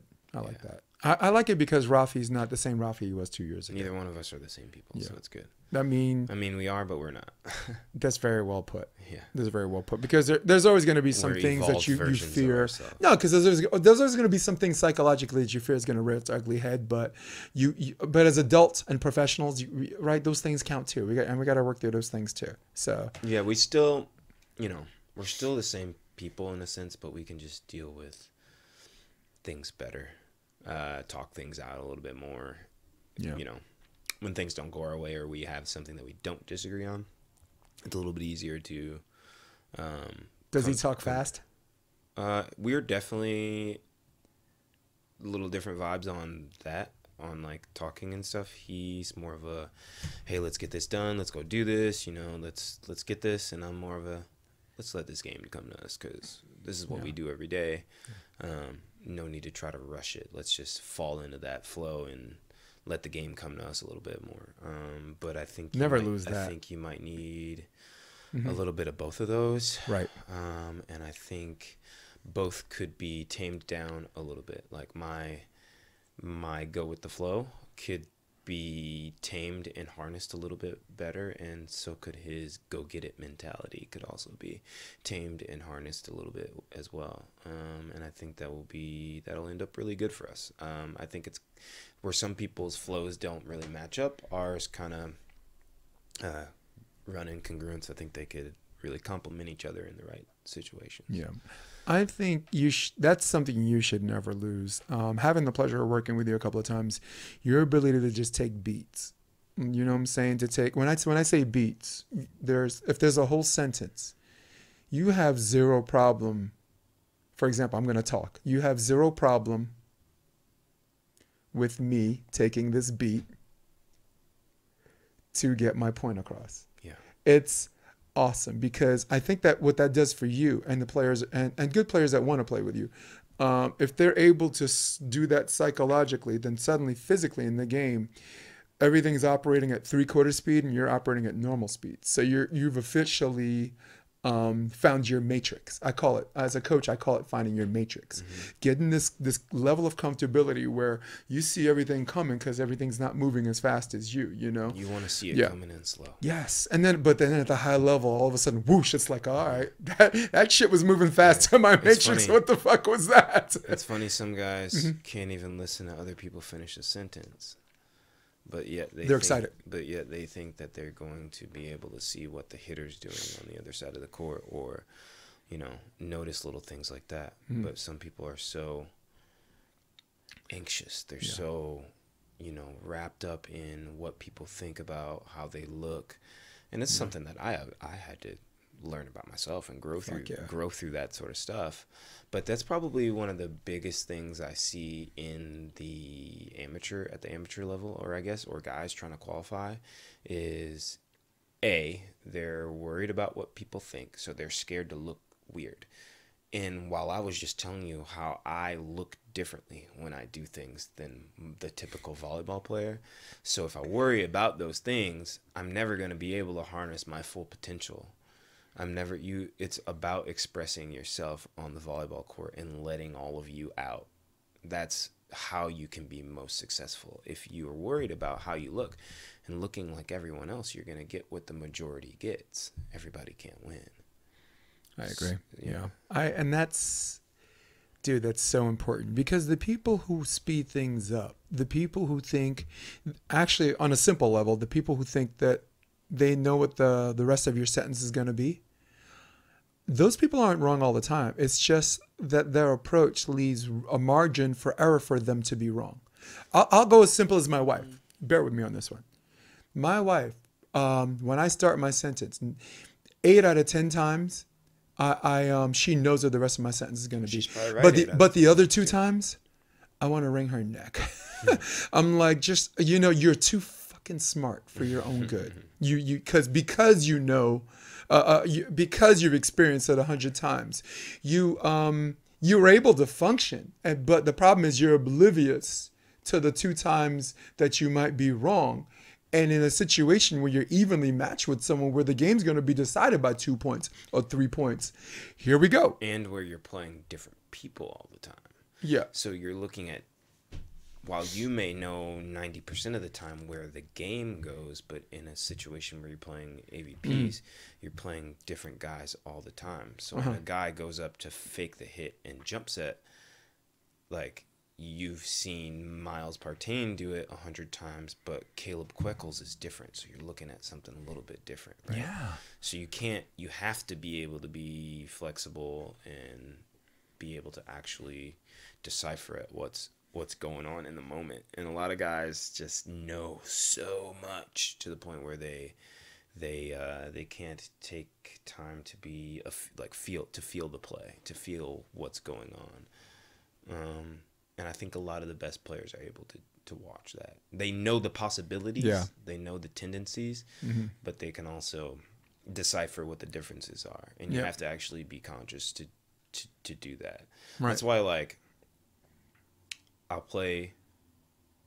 let's just say I play with a friend and we're in a tournament and we're doing pretty good, but, you know, once you start to give the friend, like, I've been giving them a little bit of feedback all tournament, right? But then we get to a point where we get in a situation that's real tight. I'll give him advice on one thing, and then I'll be like, well, and actually you need to maybe think about this happening too, and then the possibility of this. And then you give them 3 things, and they're completely overloaded. They can't take any more information and still play. No. Paralysis through analysis. Yeah, they can't take any more info. So that's really huge. You have to be able to step out of the situation while it's happening to just listen. And it's like they are so used to showing people how much they know and looking a certain way that the listening goes right out the window. Yeah. And I couldn't do it at first. I played with Skylar. That was probably one of the reasons why we didn't go as far as we could have. Right. Is because I couldn't intake enough information at the time. I was still so new. Yeah, you're like, dude, I still had more of an ego than I needed. Mm-hmm. You know, we both kind of did on that aspect, but it was more so where, like, the guy was younger than me, and I brought him into the NVL really, and we were doing real good. But then I was kind of like, well, who are you to, like, tell me what to do right now? You know, and like, there you go. And once that starts, who are you to tell me what to do right now? And that's where I kind of like. I've gotten away from that while still being confident. But I don't know. I think it's one thing that if you're not doing as well as you think you should be doing, it's probably because you are afraid to look however it is you think you're going to look is bad or whatever. And B, you're probably just not a good listener. I just went to a place in the most mind-boggling freaking thing to me in the world. I went to a place, I was in Dallas, and I'm not speaking any names, and I love all these people. No, you're using an example. But I trained with a group, and I go, hey, do you guys have a box? Can we get on a box? And he goes, well, I don't believe in the box. I don't believe that, you know, it's good for the players to be hit at from a box because in real life, the hitter is moving and floating through the game. Gave all these reasons why the box is not good for you. And I look at him and I was like, wait, you're not serious, are you? And he's like, yeah, I'm serious. Because he's a guy who's good. He's good, and he could potentially maybe, like, get into the draw or something. Maybe. With a lot of freaking work.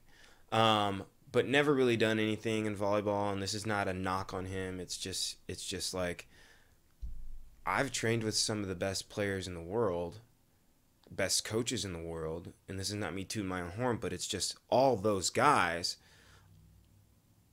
are using a formula all different ways, but using a formula that works. They're simulating being on a box, having a guy actually floating through the air hitting. They're simulating that by using the box. It's just so that someone doesn't have to jump 5,000 times in a row.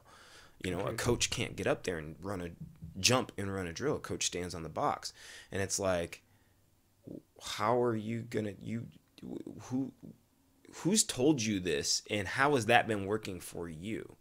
You know, and it's just like, that's one of the things in volleyball that gets a lot of these guys in trouble is everybody has their own understanding. And while that works sometimes, there's a reason why other guys have been successful. Right. Because they have a formula that they didn't create themselves. took someone else's pieces and And it probably made sense to them at that time. Yeah, and somebody else's pieces and some of their own pieces and put it all together to create a good formula. Mm-hmm. But it's just like I get all the guys who have never done anything try to tell me how it's supposed to be done. And while I just got done talking about ego and letting that go, like that's fine and dandy, but they got to let it go a little bit too if they want to get to maybe even a level that I'm at. I'm not even talking about a level of a Dane Bland or a Sean Rosenthal or even that level, but they haven't even been through the second round of the qualifier.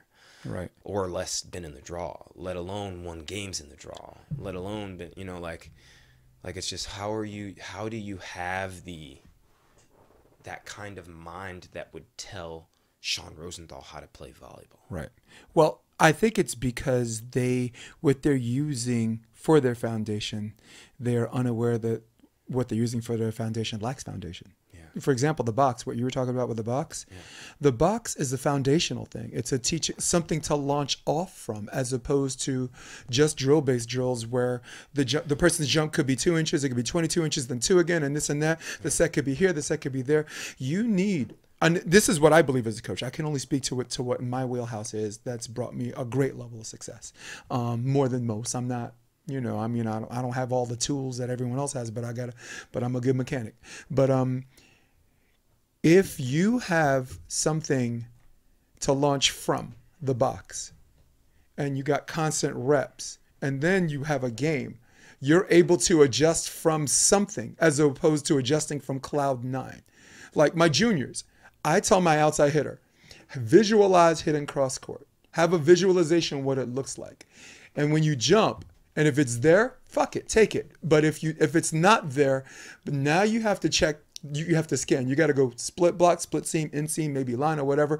But my point is, if they have the visualization, they're deviating from something. Where if they're just jumping in the air and making up their mind, it's nice to be on that cloud, but you increase the margin for error. Now all of a sudden the ball usually goes in, that's out by 2 inches. Or you got a great shot, but you hit the net on the follow through. Because and this is just juniors, but they lack the foundation. They lack something that they think is the foundation that lacks foundation. That was the point I was trying to make. And that's where I think I'm not just automatically taking your side against this guy, but I think that's where he might be lacking the foundation. Yeah. Well, here's the difference and where we talked about egos. Me, and obviously I'm not Sean Rosenthal. Let's just say that. God, we love that guy. We could say him 5 more times. I only can use him because he's a friend. Yep. I'm not him, but yet when I play with a guy like him, which I have, or a guy like I remember Casey. How about Casey a couple of years ago? Or Casey, how many times do you think I told them what we should do in a certain situation? How many times? Guess. I told them. I mean, not asked. Yeah. Not suggested, hey, what do you think about this? But how many times did I tell them, this is what we should do? Telling zero. Yeah. Telling zero. Asking, conversations. Not because I lack the knowledge, but because I want the knowledge that they have. Right. Whether or not I'm going to use it right now or apply it right now, I need it all. Because in the future, I may be able to use it in a situation that doesn't even help us right now, but it might help us. It might help me in the long run when I'm playing with Rafi, or it might help me in the long run when I'm playing with Brunsting or someone. And that's the difference between the guys who don't get there, is because they know so much. They want to show, even a young guy that I play with, they want to show me how much they know. So much they know. I know. I'll be like, well, hey, I think we should, and then they'll interrupt me and be like, oh, I know what we should do here. We should do this, that, and this, and that, and this, and that. Just like whole sentences, please. Yeah. Oh. God. Okay. You don't say. where do you get this? Where are you getting this from? What experience did you get this from? How many times have you gotten your ass kicked in the draw? Where's the experience coming from? How do you know that that's even me? I don't know shit. When I go and play with another guy, I don't know anything. Yeah. Especially a guy who's done way more than me. I don't know anything. Right. I'm going into it to soak it up. I don't know. Right. Now, granted, I know, but I have to go into it as I don't know. Or else I won't be able to learn. I was going to say, there's definitely a better learning curve. approaching it that Drives way. me nuts. Doesn't it? Yeah. Yeah, well, it drives me nuts. But that's the A challenge, guy that's right? never qualified before is trying to tell me what you got to do to qualify. That's like learning how to fight from a guy who's never been in a fight or never been punched in the face. No. I mean, the only guy that I would trust who's never been in the fight, has never punched in the face, is already, how could I say, has spent his life learning it. You know what I'm saying? But how do you learn it? How do you learn it if you've never done it? I get it. If you've never done it as a player or ask a Jeff coach. Van Gundy. As a player Right? or as a Ask coach. Chuck Daly. But he's Detroit done it as a Piston. coach. Chuck That's Daly what I'm has saying. never. That's what I meant. He's done Those it are as the. a But that's coach. what I'm saying. Right, Those are the right, guys I trust Right. who already have an And established. he lived in the Yeah. world, and all, these guys Yeah. are not. They're so young; they've never done it in any aspect. Like I trust Bill Belichick's kid They've done to it be on my video offensive games. coordinator, right? Has he ever played in the NFL? I trust Bill's kid. Yeah, I trust that guy. But he's been in that fight. He wasn't necessarily, Got it. but he's been in the fight. He's Yeah. organized the fight. He's been the guy that's got, 100%. 8 different teams into that fight, Yep. or whatever Yeah. it was, however many championships. No, but I knew what you were Brady talking had. about. It was just for the audience listening, for the people, Yeah. because we Yeah. have a lot of inside Yeah. conversations. It doesn't mean but for the that you people don't listening, I know want the to make sure they sport. do that. Like a lot of people know the sport, and I get that. Yeah. There's a lot of people that have valuable perspective. No, but it doesn't mean that I'm not going to pay attention to what Exactly. they're saying. It's just you don't necessarily have the experience to tell me that this is what we're supposed to be doing. Yep. And it's not even that. It's just that you want to get better, right? You want to actually do something that you haven't done. So what do you think the perspective that you're at right now, how is that going to get you something that you haven't had yet? Yeah. Dude, this is why I stopped coaching adults. Look, The adults are the worst. they are. This is why I give Mark Burek like all the respect in the world. Oh Look, my God, they're the worst. Look, I promised myself I was never going to coach juniors again, but here I am coaching 13s, and if I never coached, did color commentary or travel or did all this fun stuff again, if it was just LA Volleyball Club, Jeff, it's a good life, dude, because I got a bunch of kids who are willing to listen and willing to whatever. Because look, they're guys, I'm not going to name names, but they're guys in the South Bay that they asked for my help. I never made the main draw, and they understand that I've helped certain people like Rafa and Kevin. Maybe they do it without me, but I definitely think I helped them. Mm-hmm. Earl and But Jake. you're there. Yeah, Earl and Jake. I mean, maybe they lose to fucking Matt Lures because they can't defend this quick set or whatever his name is. That guy that runs like a one ball. Maybe Chris Lures. Yeah, Chris Lures. Maybe Earl chooses to block him line all day, and instead of jumping into the 4, and they lose 2-0 instead of us winning 2-0. So I mean, but the point I was trying to make was when I start telling some of these people, try this, try that, and the minute they say, I think I want to do it this way and it works for me, it's the beginning of the end. Not because I know more, no, it is because I know more, but not because but I'll say it another way, not because my wisdom is infinite, but because my eye test off the court based on like you said, years and years of playing, years and years of coaching, the compilation of all of those things, you have an eye test and I have analytics. I live in a fucking video room like a hermit, dude. Nobody can ever say I don't know this game. So, but when certain people have certain ideas and they're insistent that works for them, in my mind, Jeff, I say find yourself another coach. Now, I got a 5-year-old right now. I got juniors. I got a whole bunch of things I could sleep in. I could fucking drop off my kid and go back to bed right now because I'm coaching at night. I don't need to be waking up in the morning and fucking with you. If you won't allow me to help you, all right? And I'm gonna name names because I want to name a name I'm not talking about. Rob McLean, that's my boy.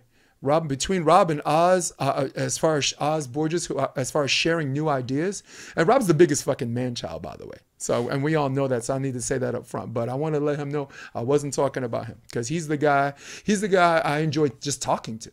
Yeah. He's the guy I wake up in the morning and I'm like, that's my fucking friend. So Rob, love you. I'm going off on a whole bunch of other people. Y'all know who the fuck you are, but I'm not talking about you. But Jeff, that was the point I was trying to echo your sentiment because I was trying to play devil's advocate a little bit, but I ain't trying to look like the devil himself in doing so. No, I guess I didn't necessarily mean that you've been in the fight as a player, No. but you could. But we get also it. have No, we been get a it. Coach.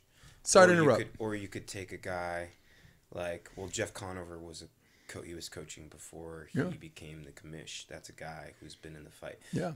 He's also in the main draw. He also made the draw as a player. Yeah, and my old roommate that lived across the street from you, Eric, he's been in the game so much. His eye test, like you said, is really, really good. He may not know all the little intricacies, but he can tell you what you need to do in a situation because he's just been in it so many times. But like, there's just some younger guys in the game right now that they know too much. But you're also talking about people who are intelligent off the court. They're also intelligent. All right. The problem with volleyball players is they do this one thing better than everybody else, and they assume, oh, I'm going to be a great broadcaster because I know the game. Oh, I can coach, even though I have no fucking communication skills.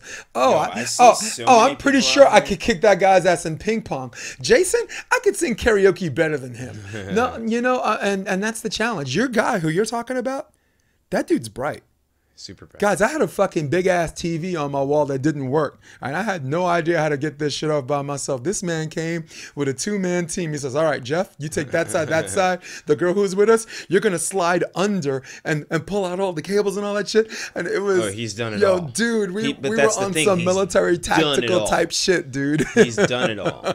He could have played volleyball if he wanted to. His goal was just to make the money. He's so smart. Make more money and acquire knowledge, and that's what it is. He's a listener. Yeah. He's very conscious. He, sometimes like I'll look at him and we'll be at dinner or something and he'll just be like staring like this, just like, and you can tell he's thinking about something so far in advance, not worrying about it, but thinking about something so far that's coming down the road that and you could say his name 5 times and his eyes won't move. He won't turn and look at you or acknowledge.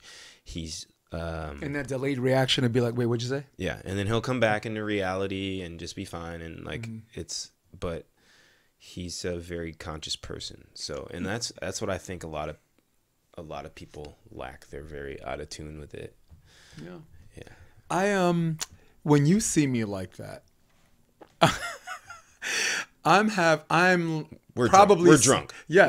Or I'm probably saying I'm still mad at her about the argument I had with her in my head. No, not even with her. The argument I had with her in my head. Yeah. I'm still mad at her about the argument I had with her in my head. And you're talking to yourself in your head about the situation. Yeah. Yeah. But that's honestly, that's what makes the podcast fun. It's just, look, there are people who are smart and there are people who are just more, they're not in the classic sense of the word brilliant, but they're also fun to talk to too because they can do this one thing that allows them to do the sport they love. Like, I'm trying to call Eric Baranek dumb, but yes, I am. Y'all, now I'm calling you dumb. No, I'm kidding. No, but I'm not trying to call him smart or dumb. But I know I see the side of him that applies his willingness to do this and this to make him a good volleyball player he is. Like from 2019.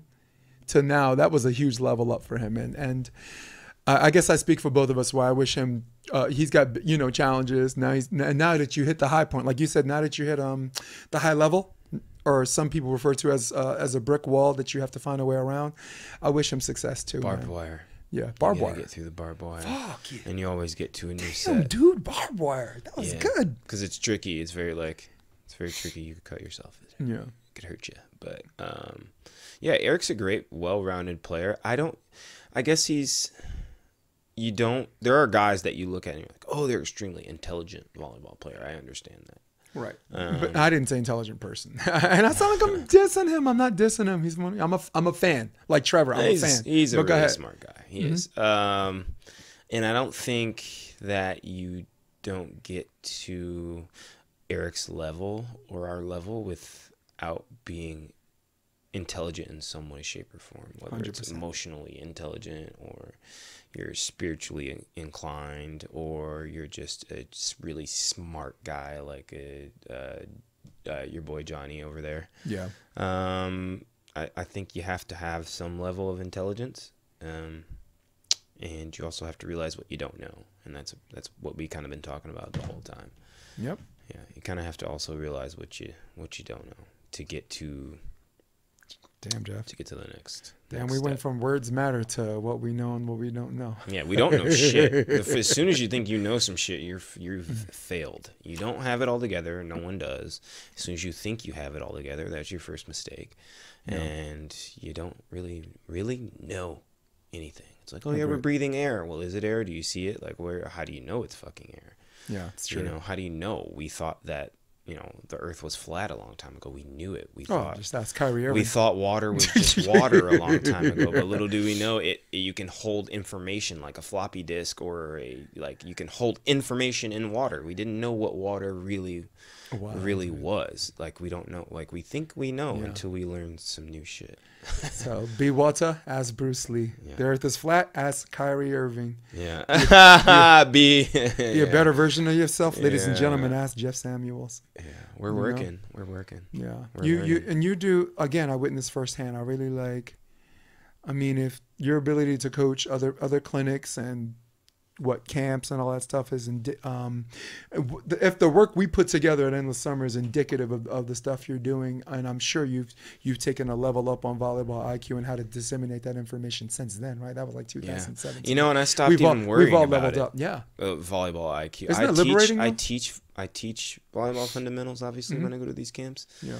But I mean, where I've always really thrived is energy. Mm-hmm. I brought a certain energy to the court that is going to help me be successful. Yeah. You know, I typically try to create an environment with my partner that's going to help us win. Don't worry, I do the X's and O's too, but without that, you can know all the X's and O's you want. And this is what I'm talking about with these volleyball fanatic guys that think they're going to be really good because they watch the McKibbins or they watch Mark Burek and they think they're going to be amazing because they saw this on. No, there's a field that you have to learn how to harness out on a volleyball court to be successful. It doesn't matter how many X's and O's you know, which is what I try to teach out there. I try to put someone's mind in the best possible situation for success. That's the challenge, and that's what I focus on. Yeah. And if you're conscious enough to be aware and listen, you'll be successful, and you'll start learning the things that'll help you the most. You know, because it's going to be different for each person. But, hey, Jeff, what does Alex need to do to be better? Who's Alex? I don't know. Alex who? Rangieri? I don't know. Alex, right? Alex Almelon? Alex Rangieri? I don't know. He'll type it. He'll type it in a minute. We'll look in a minute. He's listening. I can't tell Alex shit. Yeah. Rangieri. You can't tell him anything. I mean, no, he's comfortable in his own skin like you. Yeah, this guy's out on the world tour being huge. I want to finish. I'll let you finish last, but I want to finish my part by saying this. The thing I like about you is that... Oh, Alex, that's him, Alexei Gutor. Yeah. Oh. That's him. Stay thirsty. Be water, my friend. Yeah, be water. That's all I got. The thing I like about you is that I come from a Bill Parcells style athleticism. You know, I'm a New York guy, so you are what your record says you are. Mm-hmm. And on a certain level, you have accepted that you are what your record says you are. But as far as defining who you are, there are so many things inside this sport and outside of this sport collectively that define who you are, that has made you or has always led you to be more comfortable in your own skin and not worry about the little stuff that a lot of people stay up at night, that keeps them up at night. I think it's like I said in the beginning, if you can't do that, you lack the ability to solve real problems because you waste a lot of time worrying about what you can't worrying control. About imaginary ones. Things that you can't control. Things you can't control. Or things that might happen that probably don't ever end up happening. Right. Yeah. Yeah. And if it happens anyway, what's to worry about anyway? Right? Here's the thing. If it does happen anyway, now you've suffered through it twice. There you go. Because you worried about it until it actually happened. So you're just thinking about it. You're making it twice as bad on yourself. So true. It's like, I don't want to die in a plane crash. I don't want to die every day you're dying in a plane crash until the actual day you bring that energy into real the earthly plane and you die in a plane crash. How many times did you die in a plane crash? More than once. Because that feeling, your mind knows no difference between that feeling of you thinking about dying in a plane crash. Yeah. It knows no difference. It doesn't know the difference between you really dying in it or, the real or like a figment of your imagination. I will say this, Jeff Samuels, that never happens when I drink. All right, I don't get drunk twice. You don't get Trying to catch you. I think I got you on that one. People want to know more about Jeff. Where could they find you? About some of the clinics and the camps. I'm just trying to plug an Insta. Yeah, I just got done with my whole spokesman tour deal, and we are going to be doing more clinics this summer, focusing on something a little bit different. We've been doing some charity work. We're looking to renovate some volleyball facilities, like outdoor parks and such. Don't have a real schedule for that yet, but we are working. We did a clinic out in Miami, with couple in Texas, so you're right. Couple in Texas. We did some free clinics in Michigan. Like we go to some hood spots sometimes, man, and get the community involved and get a free clinic going. And I'm all about that life right now, dude. Yeah, we just raised over $1,000 for the Ronald McDonald House in St. Pete and did a little exhibition clinic. That was fun. Yeah, it was fun. And we're just now. I mean, I'm just starting my nonprofit, so there's a lot of things that can get better, or that are getting better. But a lot of people don't know that. They're just like, oh, what's Jeff been up to? That's what you've been up to. Pretty much it. I've been traveling around the last 60, 70 days in a row without being high. I go home for one day and then go to the next show. One day, go to the next show. Thought you were a WWF star or something. Yeah. You live just living on the road. Yeah. And now I'm here in California with you guys hanging out, and then we go back to Florida for a little bit, and then season starts. So we're just back to traveling. Yeah. Looking forward to that. You and Rafi. Yeah. Yeah. Kevin Knight says, thoughtful as always. What's up, Kev? Thanks for the sessions in Raleigh a while back. Yes, sir. Talk about good peoples, right? Yeah. Kevin Knight is good people, man. He makes the best cookies, and so me and a friend. I know he could throw down on a grill too, though. Dude, last time we were here, it was around Hermosa AVP or something, Manhattan. I bring a friend to Kevin at the bar, and we're like, hey, this is Kevin. He makes those cookies I was telling you about. And she's like, oh my God, I would love to try your cookie. And he goes, hold on. Literally pulls a cookie out of his pocket, warm because it's in his pocket. It's in a plastic bag, so don't be freaked out.